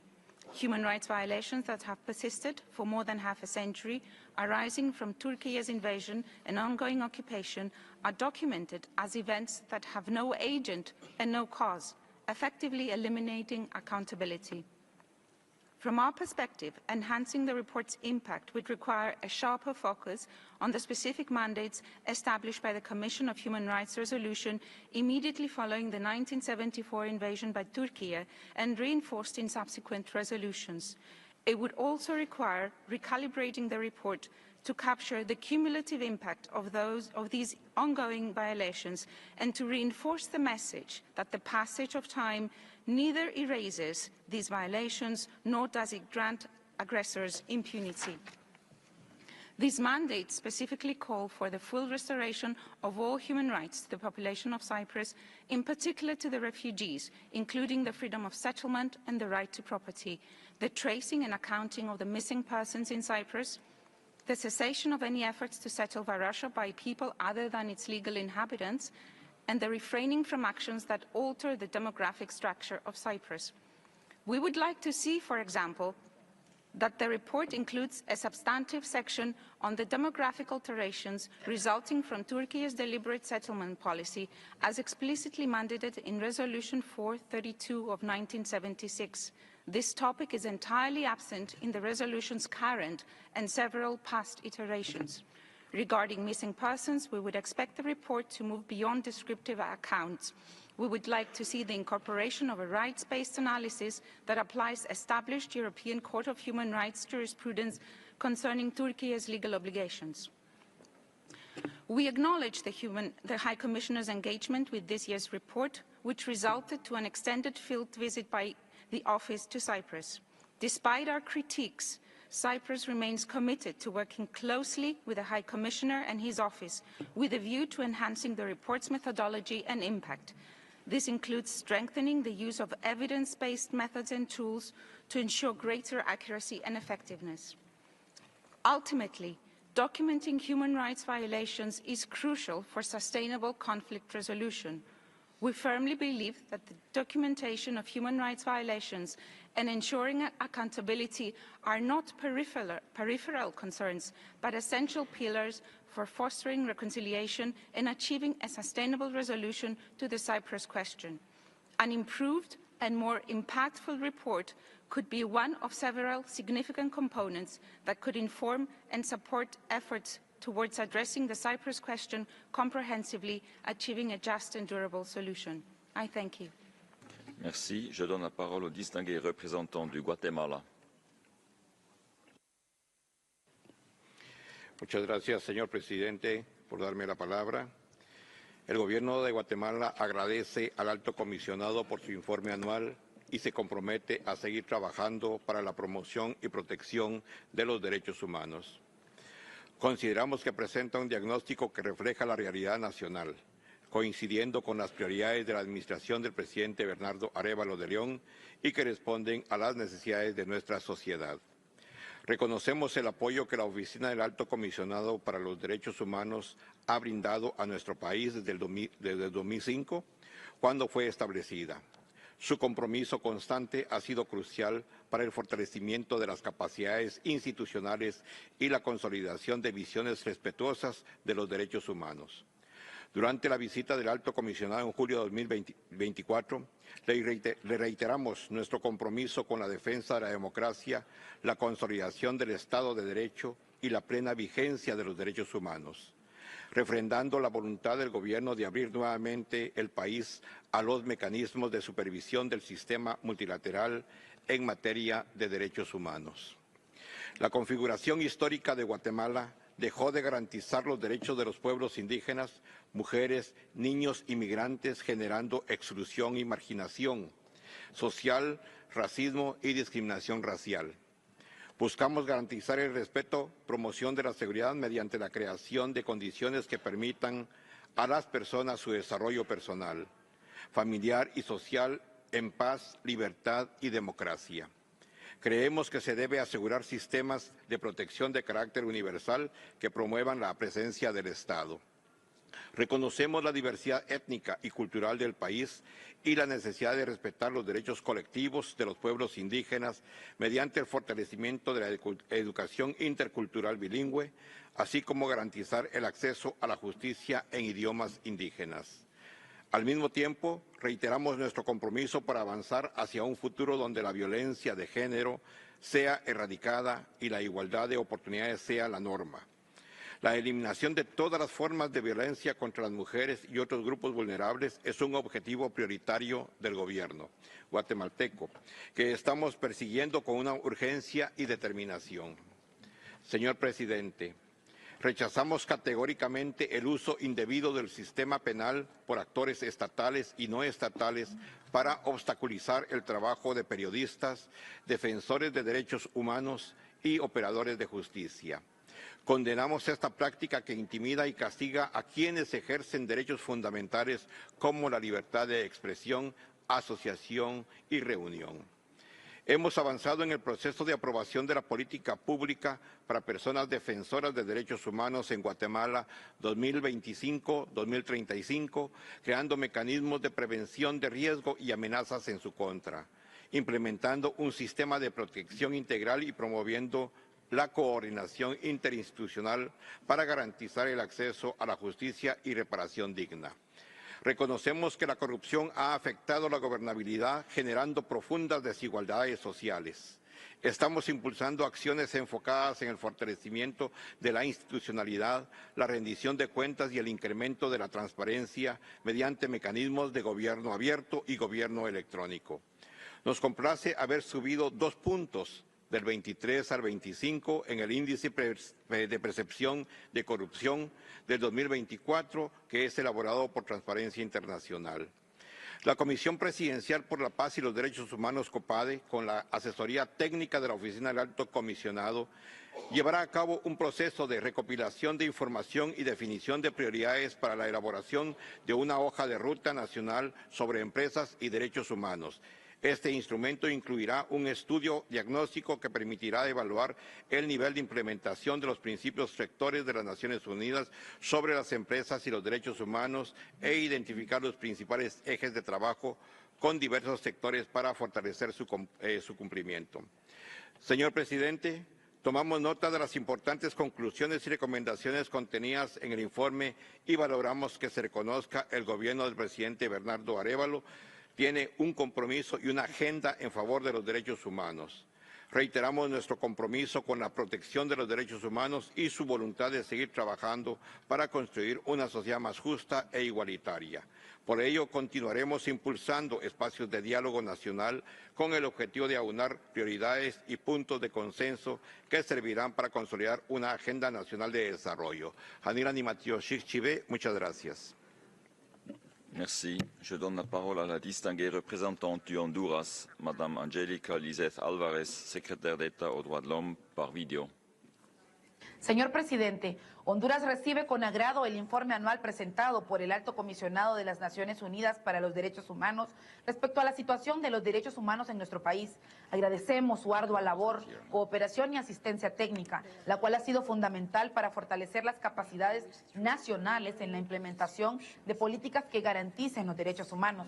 Particularmente destacamos el apoyo de la oficina en lo referido a la consolidación de un marco normativo en sintonía con los estándares internacionales en materia de derechos humanos y en la promoción del espacio cívico a través del diálogo constante entre autoridades, sociedad civil y otros actores relevantes. Con la firme voluntad política del gobierno de Honduras, se han logrado avances significativos en la esfera de los derechos humanos. Estos avances se centran especialmente en el fortalecimiento del Estado constitucional de derecho, en la reducción de la desigualdad social y económica como una prioridad de nuestro gobierno. A lo largo del año 2024 y hasta la fecha se han alcanzado hitos históricos en diversos ámbitos, reflejando el compromiso del Estado con el fortalecimiento institucional, la transparencia y la promoción y protección de los derechos humanos, con especial énfasis en la protección de los grupos más vulnerables, como las personas migrantes, privados de libertad, defensores de derechos humanos y otros, los cuales expongo de la siguiente manera. Se incrementó el presupuesto para el año fiscal 2025 del Comisionado Nacional de los Derechos Humanos en un 38.27% en comparación al presupuesto de 2022. El crecimiento económico del 4%, siendo de los más altos en Centroamérica, y un aumento histórico del 34.2% del presupuesto para la inversión pública. Inició la construcción de 8 nuevos hospitales con el objetivo principal de mejorar el acceso de la salud de toda la población en las distintas regiones del país. La reducción del 9% en la tasa de homicidios, disminuyendo de 34.4 homicidios por cada 100.000 habitantes en 2023 a 25.3 en 2024. Emisión de sentencias condenatorias en casos emblemáticos de violaciones a derechos humanos, el caso del fraude sobre el Hualcarque, que involucró a exfuncionarios y personal de la empresa del proyecto hidroeléctrico Agua Zarca. Relacionado al caso Berta Cáceres, la declaración de inconstitucionalidad a las reformas a los artículos constitucionales, como el decreto que contenía la ley orgánica de las zonas de empleo y desarrollo económico, mejor conocida como las sedes, la emisión del decreto legislativo 18-2024 en relación al desmantelamiento del proyecto minero en el Parque Nacional Montaña Botaderos Carlos Escaleras Mejía, la aprobación del Acuerdo Ejecutivo 14-2024 que crea la Estrategia Nacional de Restauración Forestal 2023-2030, la creación de una jurisdicción especial sobre tierras y territorio para abordar conflictos socioambientales, priorizando un enfoque de derechos humanos sobre un enfoque punitivo. La aprobación del Acuerdo Ejecutivo 004-2024 que autoriza a la Secretaría de Estado en el Despacho de Derechos Humanos para realizar compras y contrataciones directas para agilizar los procesos de mejora al funcionamiento del Sistema Nacional de Protección.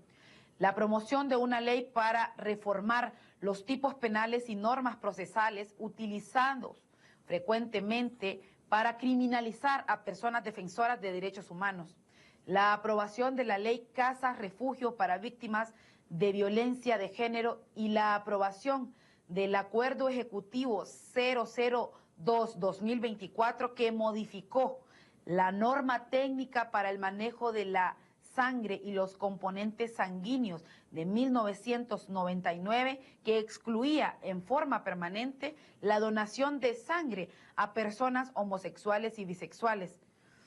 Por lo antes expuesto, el Estado de Honduras reafirma su apertura al diálogo constructivo y a la cooperación internacional como pilares fundamentales para el fortalecimiento de los derechos humanos en el país.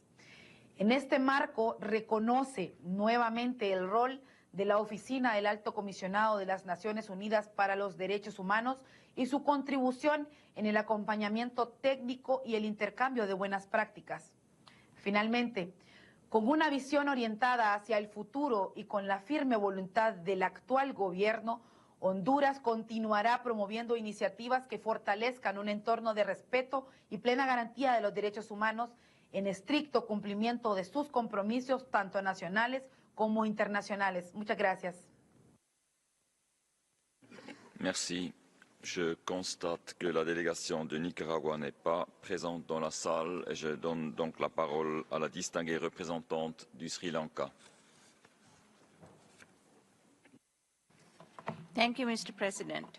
Mr. President, pursuant to a free, fair and peaceful election in keeping with our decades of democratic practice, President Anura Kumara Dissanayake was sworn in as the Executive President of Sri Lanka in September last year, followed by the election of a new parliament in November, enabling the government to move forward with a strengthened mandate.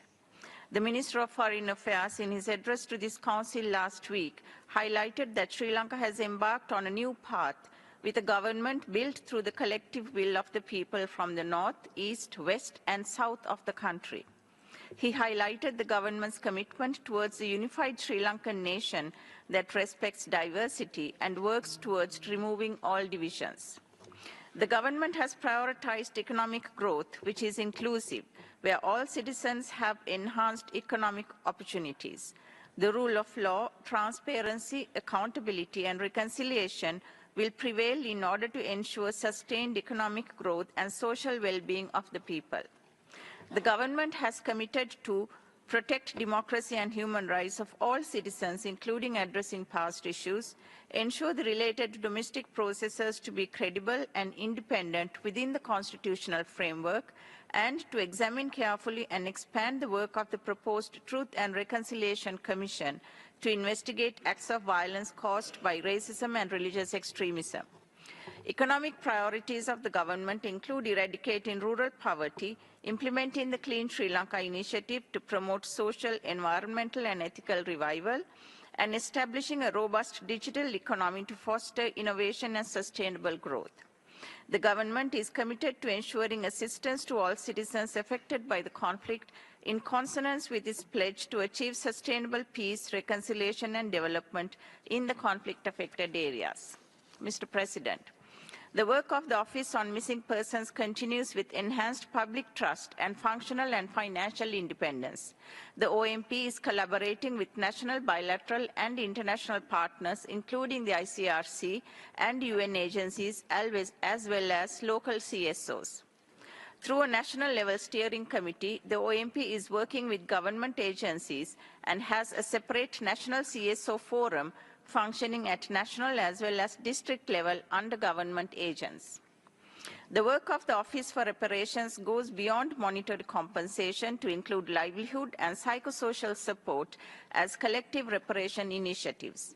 The OR functions as an effective remedy to contribute to the promotion of reconciliation and for the well-being and security of all Sri Lankans. Following its establishment as an independent institution through an Act of Parliament in 2024, the Office for National Unity and Reconciliation has been further strengthened and conducts training programs to promote social cohesion, religious coexistence, and conflict transformation workshops, providing opportunities for interfaith and intercultural dialogue, particularly among the youth. Reconciliation committees at grassroots level comprising clergy, women's groups, youth groups, Government officials and civil society leaders are involved in these activities.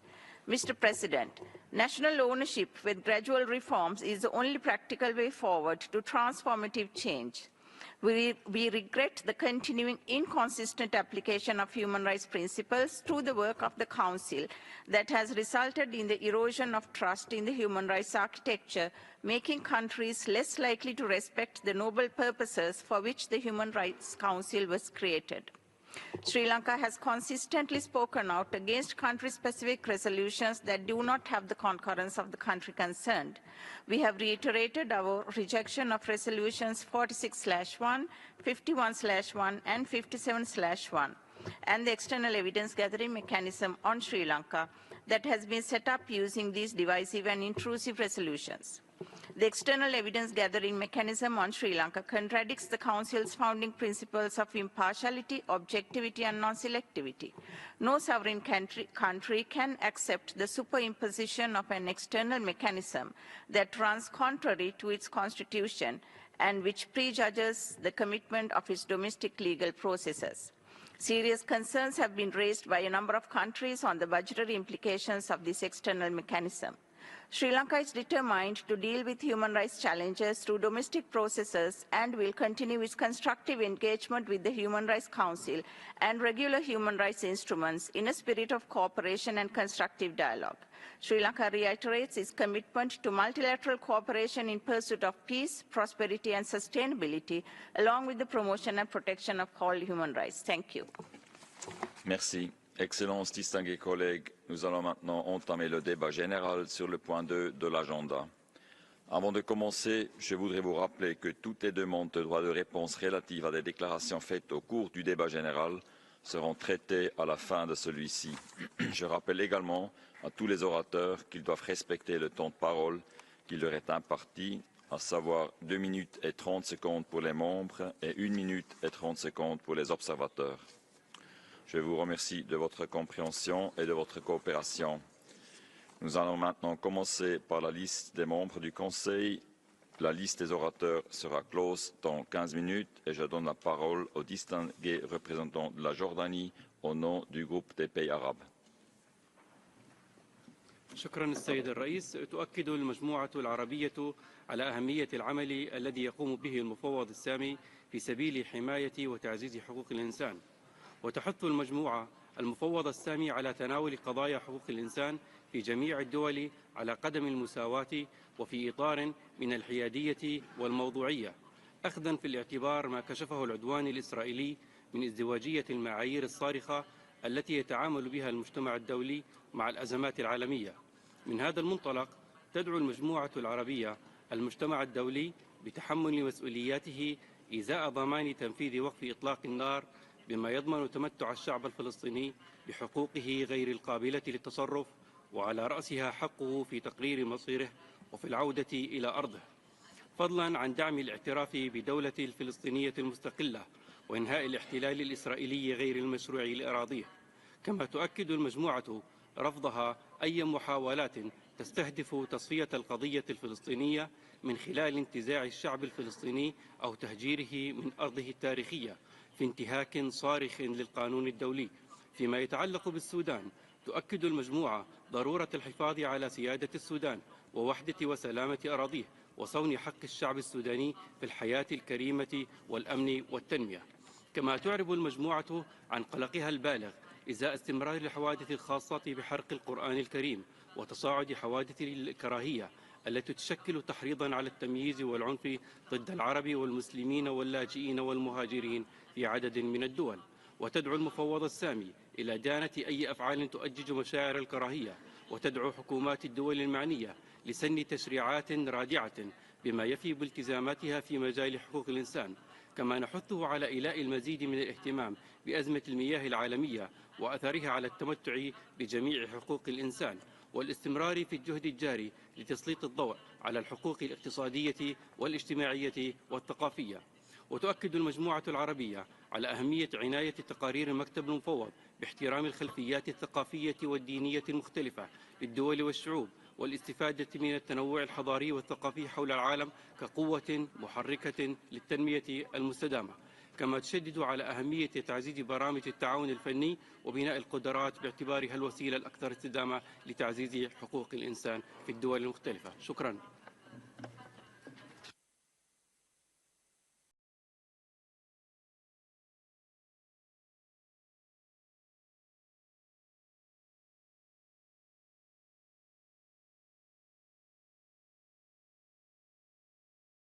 Thank you. I give the floor to the distinguished representative of Denmark on behalf of a group of countries.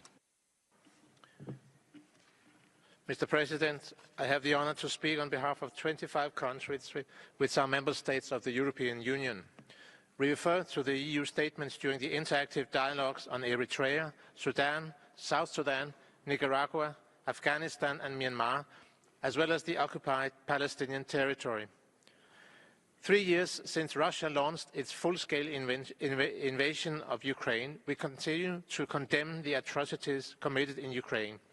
Russia must cease its aggression, withdraw its forces, and fully respect Ukraine's independence, sovereignty, and territorial integrity. We support Ukraine in achieving comprehensive, just, and lasting peace in line with international law and the UN Charter. We remain concerned about the significant restrictions of fundamental freedoms, the shrinking civic space, and the use of death penalty in several countries in the MENA region. And with regard to the situation in Yemen, we emphasize the need for continued independent human rights monitoring. We condemn the arbitrary detentions of UN and diplomatic staff. We encourage Bahrain to further align its policies with international human rights law, especially with regard to the human rights defenders. In Ethiopia, we continue to be concerned about reports of human rights violations and continued shrinking civic space. We look forward to the implementation of the transitional justice policy. We remain concerned about the disregard of human rights by the Venezuelan authorities and condemn the acts of repression against dissenting voices. The authorities must unconditionally release all political prisoners, including dual and foreign citizens. We welcome the return of OHCHR and stress the need for access. We remain concerned about the instrumentalization of the justice system in Guatemala and welcome the efforts to advance good governance, transparency, inclusion, and the protection of human rights. We call on Vietnam to ensure that civil society can participate in all aspects of development, free of harassment, intimidations, and reprisals. We closely follow the human rights situation in Azerbaijan and call for the release of all those imprisoned for exercising their human rights and fundamental freedoms. And lastly, we reaffirm our support to the International Criminal Court, as well as our commitment to upholding the Rome Statute and preserving the ICC's independence and integrity. I thank you. Thank you. I give the floor to the distinguished representative of the United Kingdom of Great Britain and Northern Ireland on behalf of a group of countries. Thank you, Mr. President. This statement is by the Sri Lanka Core Group, comprising Canada, Malawi, Montenegro, North Macedonia and the United Kingdom. High Commissioner, we wish to thank you for your oral update on Sri Lanka. We would like to commend Sri Lanka's peaceful elections and the smooth transition of power last year. We recognise that the new Sri Lankan government has only been in place for 4 months, and we encourage Sri Lanka to use the opportunity that this transition represents to address the challenges it faces. We appreciate the government's commitment to making meaningful progress on reconciliation and the initial steps taken, including returning land, lifting roadblocks and allowing communities in the north and east to commemorate the past and to memorialise their loved ones. In order to build and sustain trust, it is essential to ensure the protection of civil society spaces, including by ending surveillance and intimidation of civil society actors and organisations. We welcome commitments to implement devolution in accordance with the Constitution and to make progress on governance reforms. We take note of the government's stated intention to replace the Prevention of Terrorism Act and emphasise that any new legislation should be in line with Sri Lanka's international obligations. We encourage the release of those who remain detained under the Act. As the government seeks to make progress on human rights and corruption cases, we urge that any comprehensive reconciliation and accountability process carry the support of affected communities, build on past recommendations and meet international standards. We also encourage the government to reinvigorate the work of domestic institutions focused on reparations and missing persons. We reaffirm our willingness to work with the government to ensure that any future transitional justice mechanisms are independent, inclusive, meaningful and meet the expectations of affected communities. Thank you. Thank you. I give the floor to the distinguished representative of the Bolivarian Republic of Venezuela on behalf of a group of countries. Gracias, presidente. Venezuela tiene el honor de tomar la palabra en nombre del Grupo de Amigos en Defensa de la Carta de la ONU. El Grupo de Amigos concede un valor supremo a la promoción y protección de todos los derechos humanos, tanto individuales como colectivos, sin distinción de niveles o categorías, y considera que su promoción y protección se refuerzan sobre la base del diálogo y la cooperación, de conformidad con los principios de imparcialidad, objetividad, transparencia, no selectividad, no politización y no confrontación. Es de suma importancia que los esfuerzos se lleven a cabo no solo de manera responsable, sino que no atenten contra los valores y principios fundamentales antes referidos, a fin de evitar que sea instrumentalizada la institución de los derechos humanos para atentar contra la soberanía de los Estados o para interferir en los asuntos internos de los mismos.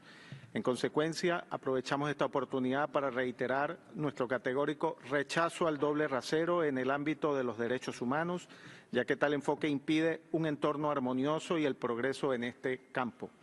También expresamos nuestra grave preocupación por la continua y creciente proliferación de mecanismos y procedimientos que pretenden realizar evaluaciones supuestamente imparciales de la situación de los derechos humanos en estados concretos. En la mayoría de los casos carecen del debido consentimiento y participación del estado afectado. Se basan en fuentes de carácter secundario, terciario o de otro tipo, que pueden estar sesgadas o carecer de credibilidad y responden a agendas políticas de dudosa naturaleza. En ese contexto, cabe señalar que en ciertos casos, algunas evaluaciones de la Oficina del Alto Comisionado han ido incluso mucho más allá de su mandato. Para concluir, el Grupo de Amigos insiste en que no debe haber otra opción que el diálogo y la cooperación para fortalecer los derechos humanos, tanto a nivel nacional como internacional. Muchas gracias, señor presidente. Thank you. I give the floor to the distinguished representative of Thailand. Thank you, Mr. President. I am pleased to make this statement on behalf of Colombia, Cyprus, Chechnya, the Gambia, Iceland, Marshall Islands, Mexico, Republic of Korea, Spain, Switzerland, North Macedonia, and my own country, Thailand. As incoming members of the Human Rights Council, we are committed to the success and effectiveness of the Council and are convinced that the Council plays an invaluable role in promoting and protecting human rights worldwide. In establishing this Council over 10 years ago, it was made clear that Council members shall uphold the highest standards in the promotion and protection of human rights and fully cooperate with the Council. In furtherance of these requirements, we commit to strengthening the Council and pledge to 1. Cooperate in good faith with the OSCHR, the Council and its mechanisms, including responding in a timely manner to their communications and country visit requests. 2. Address human rights concerns on their merits, applying objective and human rights-based criteria in determining whether and how the Council should respond to a situation of concern, and take leadership and responsibility in initiating action when such criteria are met. 3. Engage with the Council in a spirit of self-reflection with a view to improving our own human rights situation, recognizing that no state has a perfect human rights record. 4. Engage in the work of the Council in good faith and in a transparent manner, including in resolution negotiations. 5. Avoid procedural tactics when used to block genuine debate and prevent the Council from considering human rights issues on their merits. 6. Work to fulfill the Council's prevention mandate through both technical assistance and capacity building, as well as receiving the High Commissioner's early warning information and taking early preventive action. 7. Plan to make progress in the full realization of human rights at the national level, including through implementation of recommendations and resolutions of the Council and its mechanism. And 8. Work in cooperation with civil society in relation to our engagement engagement with the Council, support their participation, strive to create a safe and enabling environment for them, and prevent and address acts of intimidation and reprisals. I thank you, Mr. President. Thank you. I give the floor to the distinguished representative of Uganda on behalf of the movement of non-aligned countries. Thank you, Mr. President. I have the honor to deliver this statement on behalf of the non-aligned movement in NAM. NAM emphasizes the need for constructive engagement with UN member states on both bilateral and multilateral human rights issues and appreciates OHCR efforts in advancing human rights at the global level. We are concerned about severe acts of multiple forms of discrimination in many regions, widespread violations of economic and social rights, and attacks motivated by stereotypes and hatred of many kinds. Therefore, the expectations of the UN member states from the work of the High Commissioner and his office are higher than ever. We implore the Office of the High Commissioner, in line with General Assembly Resolution 48-141, to strictly uphold in its activities the UN Charter and the Universal Declaration of Human Rights, to respect sovereignty, territorial integrity, and domestic jurisdiction of states, and emphasize the universality and indivisibility of human rights. Furthermore, the NAM reaffirms its position on the need to respect the right of all those to choose values and principles appropriate to their people for the protection and promotion of human rights and the rejection of attempts to impose their values and cultures under the pretext of the universality of human rights. We welcome the ceasefire in Gaza and emphasize the need to sustain it to enable lasting peace and stability in the state of Palestine. In the same vein, we call for all necessary support towards reconstruction of the destroyed infrastructure in Gaza. We reject any proposal to forcibly displace or relocate the people of Palestine, as it is tantamount to ethnic cleansing contrary to international law, including international human rights law and international humanitarian law. We re-emphasize the call upon all states and this Council to respect the ICJ's advisory opinion in Israel's illegal occupation of Palestine. The NAM recognizes the importance of the role of the Office of the High Commissioner for Human Rights in addressing the challenges arising from unilateral coercive measures and their negative impact on the human rights of peoples and individuals who wish to realize their economic and social rights, including the right to development. Finally, the movement reaffirms its commitment to constructively work with the Office of the High Commissioner, strengthen the credibility of the human rights mechanisms, and to build an international order based on inclusion, mutual understanding, and respect for cultural diversity. I thank you. Thank you. I want to inform you that the speakers list is now closed, and I give the floor to Yemen on behalf of a group of countries by video.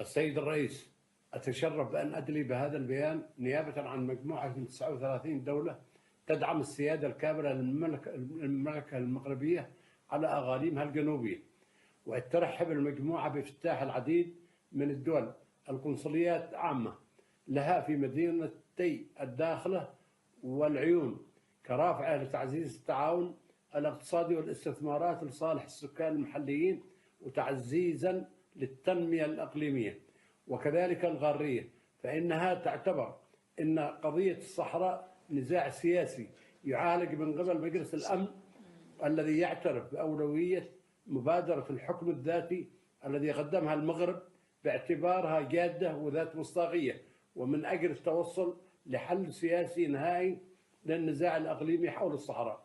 ومن هذا المنظور تدعم المجموعة الجهود الرامية إلى إعادة إطلاق العملية السياسية الحصرية للأمم المتحدة على أساس الصيغة التي تم تحديدها خلال الموائد المستديرة المنعقدة في جنيف، وذلك وفقا لقرارات مجلس الأمن التي ترمي إلى تحقيق حل سياسي وواقعي وعملي ودائم لهذا النزاع الإقليمي مبني على التوافق.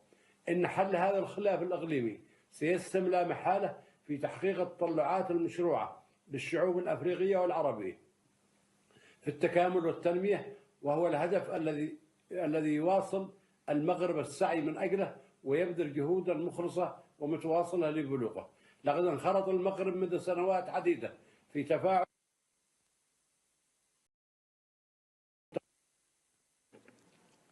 Ambassador, we were not able to translate it because the sound quality of the video is very bad. I don't see you right now, but I saw you in the meeting room before. Are you ready to read the statement in the room?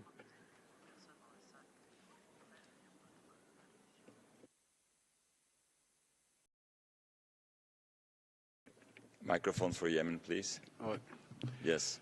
السيد الرئيس، أتشرف بأن أدلي بهذا البيان نيابة عن مجموعة من 39 دولة تدعم السيادة الكاملة للمملكة المغربية على أقاليمها الجنوبية، وإذ ترحب المجموعة بافتتاح العديد من الدول لقنصليات عامة لها في مدينتي الداخلة والعيون كرافعة لتعزيز التعاون الاقتصادي والاستثمارات لصالح السكان المحليين وتعزيز التنمية الإقليمية وكذلك القارية، فإنها تعتبر أن قضية الصحراء نزاع سياسي يعالج من قبل مجلس الأمن الذي يعترف بأولوية مبادرة الحكم الذاتي التي قدمها المغرب باعتبارها جادة وذات مصداقية من أجل التوصل لحل سياسي نهائي للنزاع الإقليمي حول الصحراء.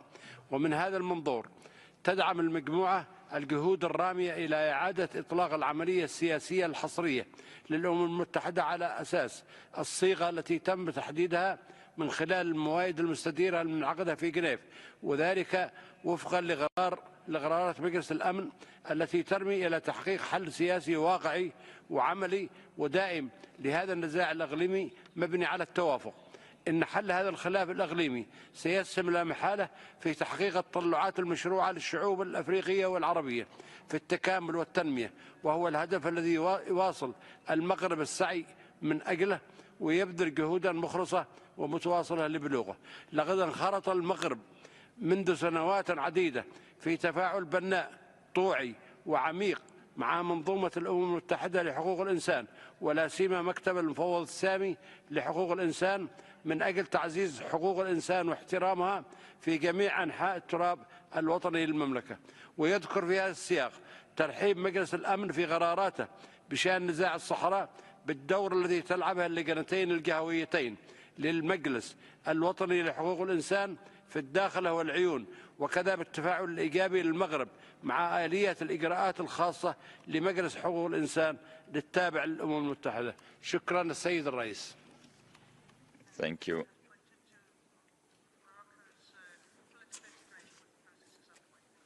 Thank you. Apologies for the difficulties again. I give the floor to the distinguished representative of Pakistan on behalf of the Organization of Islamic Cooperation. Thank you, Mr. President. The OIC thanks the High Commissioner for his oral update, and we echo his concerns regarding the dwindling respect for international law and the multilateral institutions. Despite the UN system's shortcomings, it is now ever more pertinent to buttress our efforts to strengthen it.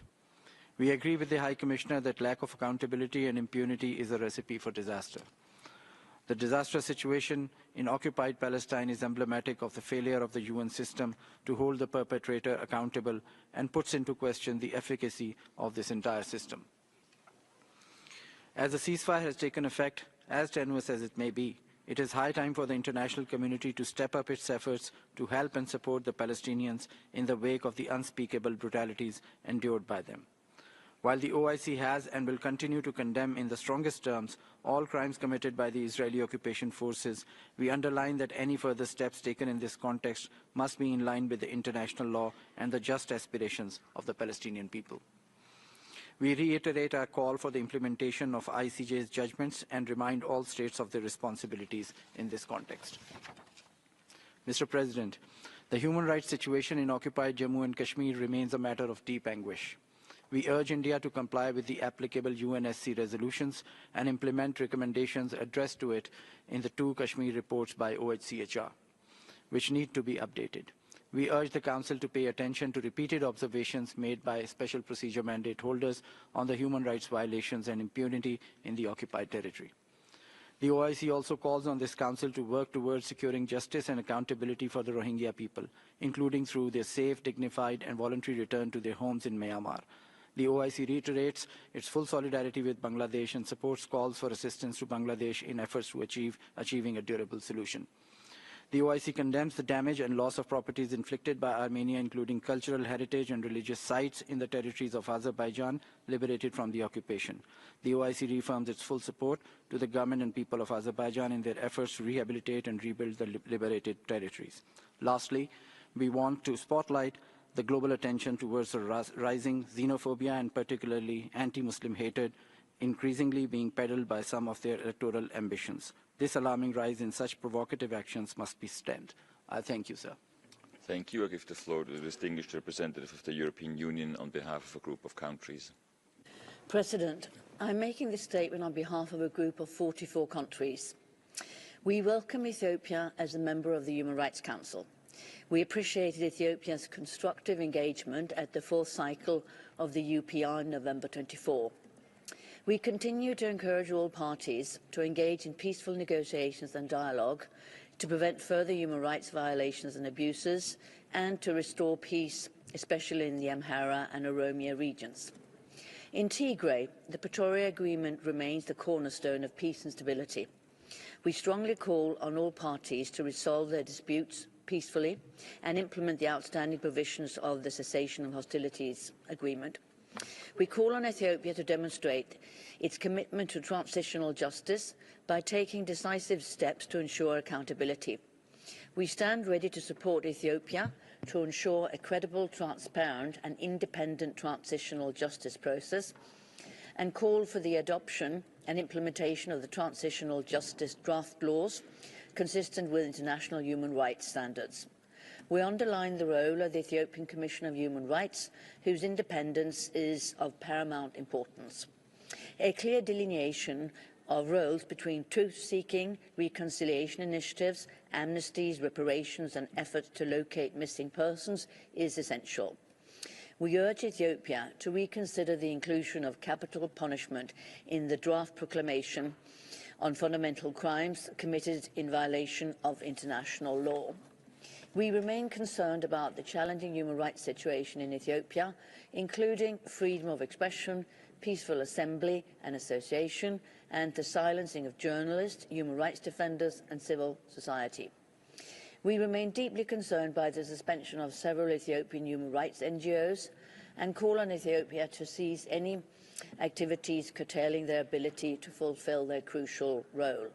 We continue to be alarmed by the high number of human rights violations and abuses by both state and non-state actors, as recorded by the Office of the High Commissioner in 2024. We encourage the government of Ethiopia to take advantage of the technical assistance available and encourage the Office of the High Commissioner to continue to monitor the situation and keep this Council informed. Thank you. Merci. Je donne la parole au distingué représentant du Liban au nom d'un groupe des États membres de la francophonie. Monsieur le Président, cette déclaration est lue au nom du groupe francophone. Ces dernières semaines, des voix et initiatives se sont fait jour au sein de l'espace public mondial pour discréditer le droit international et les institutions multilatérales, mettant à mal l'approche volontariste prévalant depuis la création des Nations Unies à la suite de la Seconde Guerre mondiale, conflit le plus meurtrier de l'histoire. Dans cette période charnière pour l'avenir de l'humanité, nous nous alarmons de gestes irréversibles qui remettent en cause certains circuits cruciaux pour la sécurité globale, la solidarité humanitaire, la santé mondiale, la coopération technique et scientifique ou la lutte contre le réchauffement climatique. Ce sont des dizaines de millions de femmes, hommes et enfants qui se trouvent menacés, fragilisés, parfois condamnés. Ce sont aussi nos valeurs communes qui sont attaquées, dont la Déclaration universelle des droits de l'homme ainsi que la Charte des Nations unies.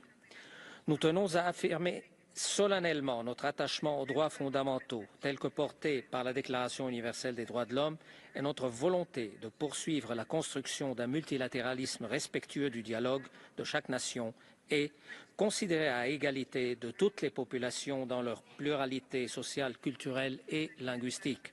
À travers toute sa diversité, notre groupe mesure le rôle essentiel de l'interdépendance et du respect dans les relations entre les peuples et appelle à la vigilance face aux périls incommensurables auxquels conduira inévitablement la dégradation du système multilatéral. appelle les autres groupes régionaux et interrégionaux à unir nos voix pour rappeler notre attachement commun aux droits fondamentaux, socle du multilatéralisme. Et enfin, salue l'action de l'ONU et du Haut Commissariat aux droits de l'homme et les encourage à poursuivre sans relâche leurs efforts au service de la dignité humaine et d'un monde préservé des fléaux du passé. Je vous remercie, Monsieur le Président. Merci. I give the floor to the distinguished representative of Eritrea on behalf of a group of countries. Thank you, Mr. President. We are delivering this statement on behalf of a group of like-minded countries. We remain committed to supporting the important work of the Human Rights Council and the ongoing efforts to promote universal respect for all human rights for all. As the Council nears its 19th year since succeeding the Human Rights Commission, we are reminded of its mandate to address past shortcomings, uphold human rights, and promote justice, dignity, and equality, guided by universality, impartiality, objectivity, and non-selectivity, free from double standards and politicization. It should maintain its role as a platform for constructive dialogue and international cooperation to protect and enhance human rights. We are far from where we need to be, and much work lies ahead to stay true to the foundational principles of the Council. With this in mind, we express concern that the focus of the Council appears to prioritize certain rights over others, and that there may be an undue emphasis on specific countries, particularly those from the Global South. We respectfully urge the Council to continue to fulfill its mandate by promoting universal respect for all human rights in full alignment with the purposes and principles outlined in the UN Charter and related resolutions. Furthermore, we urge the Council to uphold the core principles of universality, interdependence, indivisibility, and the interrelatedness of all human rights, ensuring that all human rights, including the right to development, are treated in a fair and equal manner, on the same footing and with the same emphasis, and that no rights are overlooked or marginalized, and that the national and regional specificities and the different historical, cultural, and religious backgrounds are taken into account. I thank you, Mr. President. Thank you. I give the floor to the distinguished representative of the United Republic of Tanzania on behalf of a group of countries. Mr. President, I have the honor to deliver this statement on behalf of the Geneva Support Group of Western Sahara. The group continues to be extremely concerned with the continued denial of the right to self-determination for the people of Western Sahara, placed under partial occupation by Morocco since 1975, despite the United Nations General Assembly repeated calls since 1965 until today.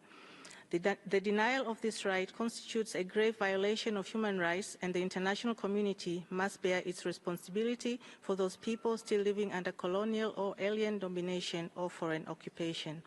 For the 9th consecutive year, the Office of the United Nations High Commissioner for Human Rights has been denied access to Western Sahara. As highlighted by the UN Secretary General in his report to the UN Security Council of October 2024, this is despite multiple official requests and despite the Security Council in its Resolution 2703 of 2023, urging enhanced cooperation, including through facilitating such visits. Adding to this human rights crisis is the exclusion of international organizations and observers from the region, coupled with the continued repression and targeting of local defenders attempting to document and monitor the situation in the absence of international oversight. Established to oversee the promised referendum, MINURSO is the only UN mission without a mandate to report on human rights. In October 2024, the Court of Justice of the European Union affirmatively confirmed the annulment of the EU-Morocco agreements, which illegally included Western Sahara. Morocco's exploitation of resources in Western Sahara directly violates the Sahrawi people's right of self-determination.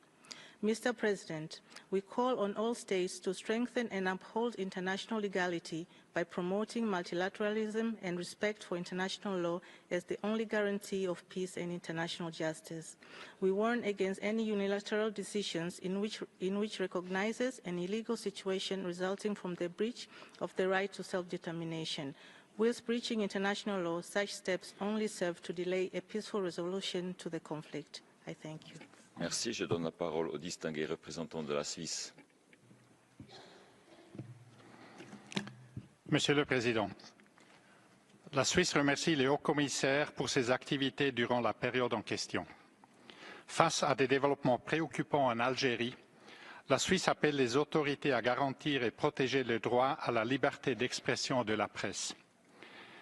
Il est nécessaire d'abroger les dispositions légales qui permettent des sanctions discrétionnaires, comme le recommande notamment la rapporteure spéciale sur la situation des défenseurs des droits de l'homme. La Suisse est préoccupée par les restrictions persistantes au droit à la liberté de réunion, d'association pacifique et d'expression au Tadjikistan.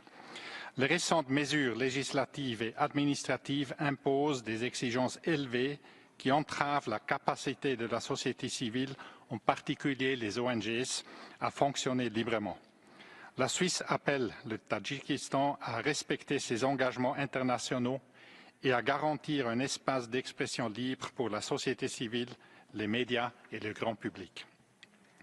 La Suisse salue la collaboration du gouvernement intérimaire du Bangladesh avec le Bureau du Haut-Commissariat aux droits de l'homme pour garantir la reddition des comptes des violations des droits de l'homme, notamment ceux commises entre le 1er juillet et le 15 août 2024, dans l'optique d'une réconciliation durable au Bangladesh.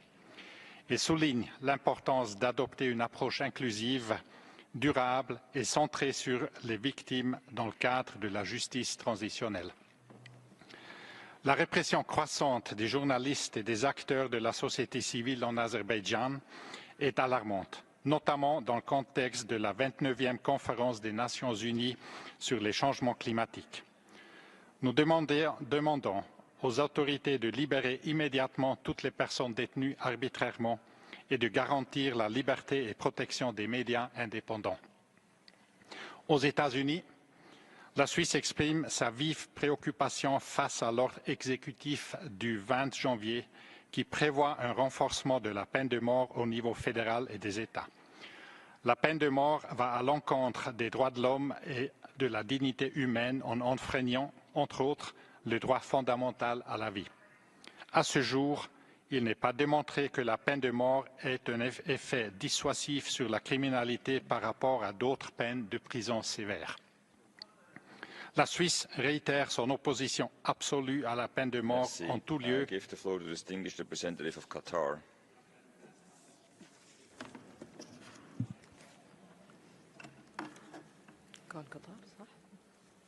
Qatar. سيد الرئيس، إن ما خلفه العدوان الإسرائيلي الأخير على قطاع غزة من جرائم إبادة وانتهاكات جسيمة لم تشهد له البشرية مثيلا في التاريخ القريب، وستستمر أثاره وتداعياته الكارثية إلى أمد غير معلوم. حرصت دولة قطر مع شركائها منذ بداية العدوان الإسرائيلي على بذل جهود وساطة تكللت بالتوصل إلى اتفاق وقف إطلاق النار وتبادل المحتجزين والأسرى، ونأمل أن يمهد تنفيذ هذا الاتفاق الطريق لبدء عملية سياسية جادة تؤدي إلى سلام شامل وعادل للقضية الفلسطينية، بما يحقق تقرير المصير للشعب الفلسطيني الشقيق ويضمن إقامة دولته المستقلة ذات السيادة على حدود 67. ونحذر من أن عدم التزام تطبيق كافة بنود الاتفاق ودعوات التهجير القسري من قطاع غزة وتصاعد الاعتداءات الإسرائيلية في الضفة الغربية ستعرض الأمن والاستقرار في منطقة الشرق الأوسط والعالم إلى مزيد من الخطر. نهنئ الشعب السوري الشقيق بانتصار ثورته، ونأمل أن يكون مؤشر لبدء مرحلة جديدة تلبي تطلعات الشعب السوري وتضمن تحقيق العدالة الانتقالية ومساءلة جميع المسؤولين عن الانتهاكات التي ارتكبت بحقهم. كما ترحب بلادي بالخطوات التي تقوم بها الإدارة السورية الجديدة لإعادة هيكلة الدولة وتحقيق الاستقرار، وانعقاد مؤتمر الحوار الوطني السوري كخطوة هامة نحو تعزيز التوافق الوطني والانتقال السلمي للسلطة من خلال عملية سياسية شاملة بقيادة سورية، والمضي قدما في بناء دولة القانون والمؤسسات وتعزيز الحريات الأساسية في البلاد.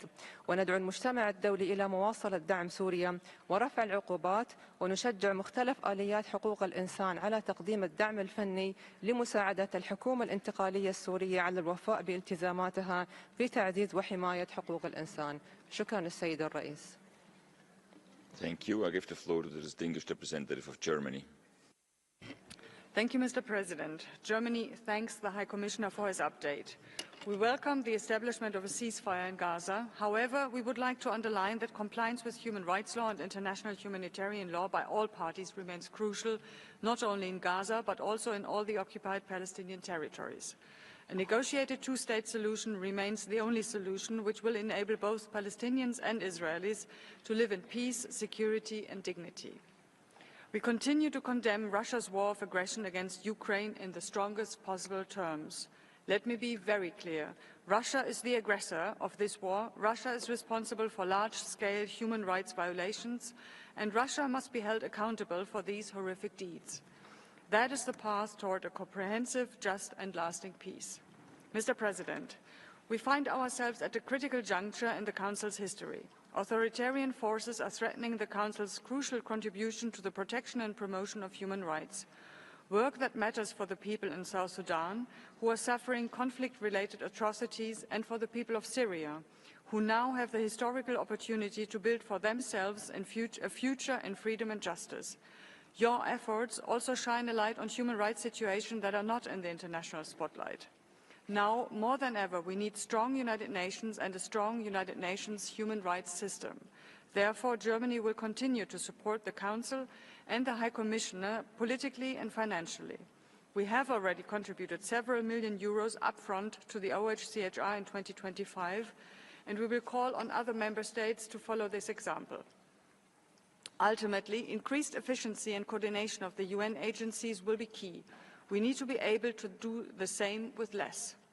Mr. President, human rights are under pressure everywhere and in every aspect, which is why Germany continues to be strongly engaged on both economic, social and cultural rights, as well as on civil and political rights. In a few weeks, the UN will celebrate World Water Day. The right to safe drinking water is possibly one of the most violated human rights worldwide. Germany, as the co-penholder of the thematic resolution on water and sanitation, remains strongly committed to promoting the right to safe drinking water. In many parts of the world, we witness continued violation of the rights to freedom of assembly and freedom of expression. We are particularly worried about the developments in Georgia. Grave concerns also apply to the situation in the Russian Federation. I give the floor to the distinguished representative of Czechia. Thank you. Mr. High Commissioner, thank you for your updates on human rights situations of utmost concern. We appreciate your relentless work to steadily promote and protect the rights of everyone and everywhere. Your work and that of your office are all the more important in the destructive process of systematic undermining of international human rights and humanitarian law. The role of the Council in addressing human rights crises around the globe is vital. Czechia, a committed supporter of the UN human rights system, including this Council and its mechanism, has once again become its proud member. We will further promote fundamental rights, namely the right to equal participation, rights to freedom of peaceful assembly and association, freedom of expression and of information. We will strive to ensure that the digital technologies won't be misused to suppress or restrict human rights. Mr. President, we are already marking the third anniversary of Russia's illegal full-scale invasion of Ukraine and 11 years since Russia launched its aggression in Ukraine, with thousands of civilian casualties and disastrous consequences for the enjoyment of human rights by civilian populations. Many of Russia's atrocities amount to war crimes and crimes against humanity. We must hold Russia fully accountable. We are seriously concerned by the systematic violence and repression against political opposition, civil society and the media, and violation of freedoms of expression and of assembly and association in Georgia. Our experience underscores the importance of safeguarding these freedoms. We are determined to ensure the right to peaceful assembly for all. Together with our international partners, Czechia will work hard to support the efficient functioning of the Council and contribute to the fulfillment of its numerous tasks, including upholding the independence and autonomy of your office, Mr. High Commissioner, as well as its financial stability. Thank you.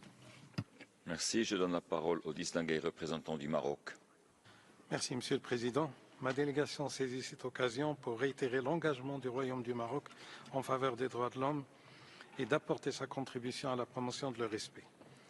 C'est dans cet esprit que le Maroc a présenté cette année 2 engagements nationaux majeurs relatifs d'une part à l'organisation d'un colloque régional pour encourager la ratification de la Convention sur les disparitions forcées et de la mise en œuvre de ces dispositions, ainsi que l'inscription de la disparition forcée dans la législation nationale pénale comme un crime indépendant et un crime contre l'humanité.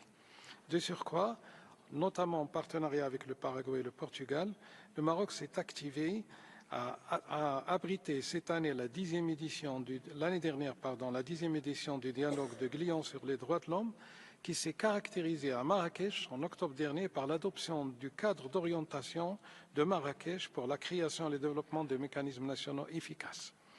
Au cours de cette présente session maintenant, et dans la continuité de son action de promotion de la diplomatie féminine dans les droits de l'homme, le Maroc, avec d'autres partenaires, présentera également un projet de résolution visant à institutionnaliser la célébration à Genève de la Journée internationale des femmes dans la diplomatie. Dans mon pays, l'année 2024 a été marquée par le lancement du processus de révision du Code de la famille, qui constitue l'une des réformes majeures également, à travers une approche réfléchie et équilibrée pour l'émancipation et les droits de la femme. En outre, pour doter le Maroc d'un cadre juridique moderne, en phase avec les meilleurs standards internationaux en matière des droits de l'homme, des projets de code pénal et de loi relatives à la procédure pénale font actuellement l'objet d'un débat constructif entre le gouvernement, les parlementaires et les professionnels du secteur. À signaler enfin l'adoption de la loi organique récemment, la loi organique relative à la définition des conditions et des modalités d'exercice du droit de grève, ainsi que l'entrée en vigueur de la loi sur les peines alternatives, qui se révèle désormais indispensable pour répondre aux impératifs contemporains des politiques pénales. Je vous remercie, Monsieur le Président. Merci. Je donne la parole au distingué représentant de l'Espagne. Muchas gracias, señor presidente. España se une a las declaraciones formuladas por Dinamarca, por la Unión Europea y también por Tailandia.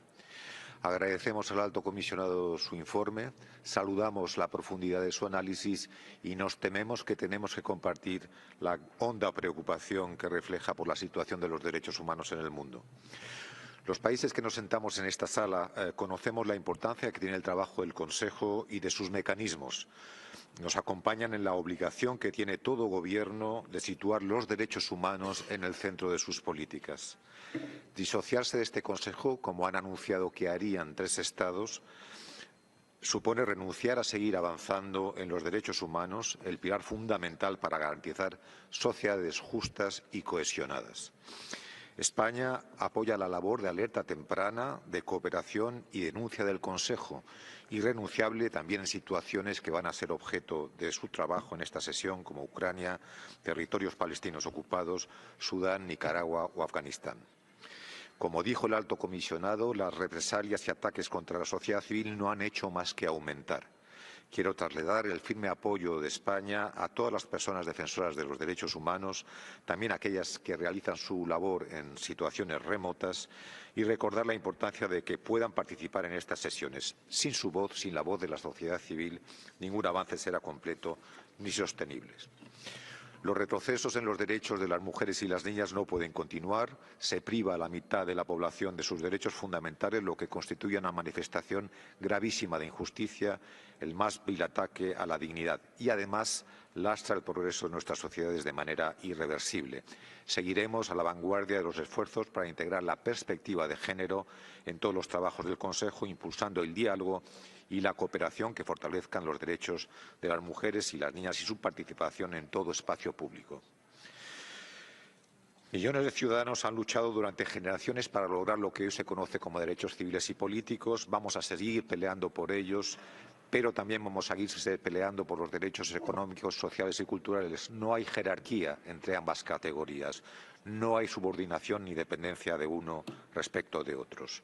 Estamos convencidos de que la labor de la Oficina del Alto Comisionado, su independencia e integridad de su mandato son imprescindibles. Muchas gracias, señor presidente. Merci. Je donne la parole au distingué représentant du Costa Rica. Gracias, señor presidente. Costa Rica agradece los informes del Alto Comisionado y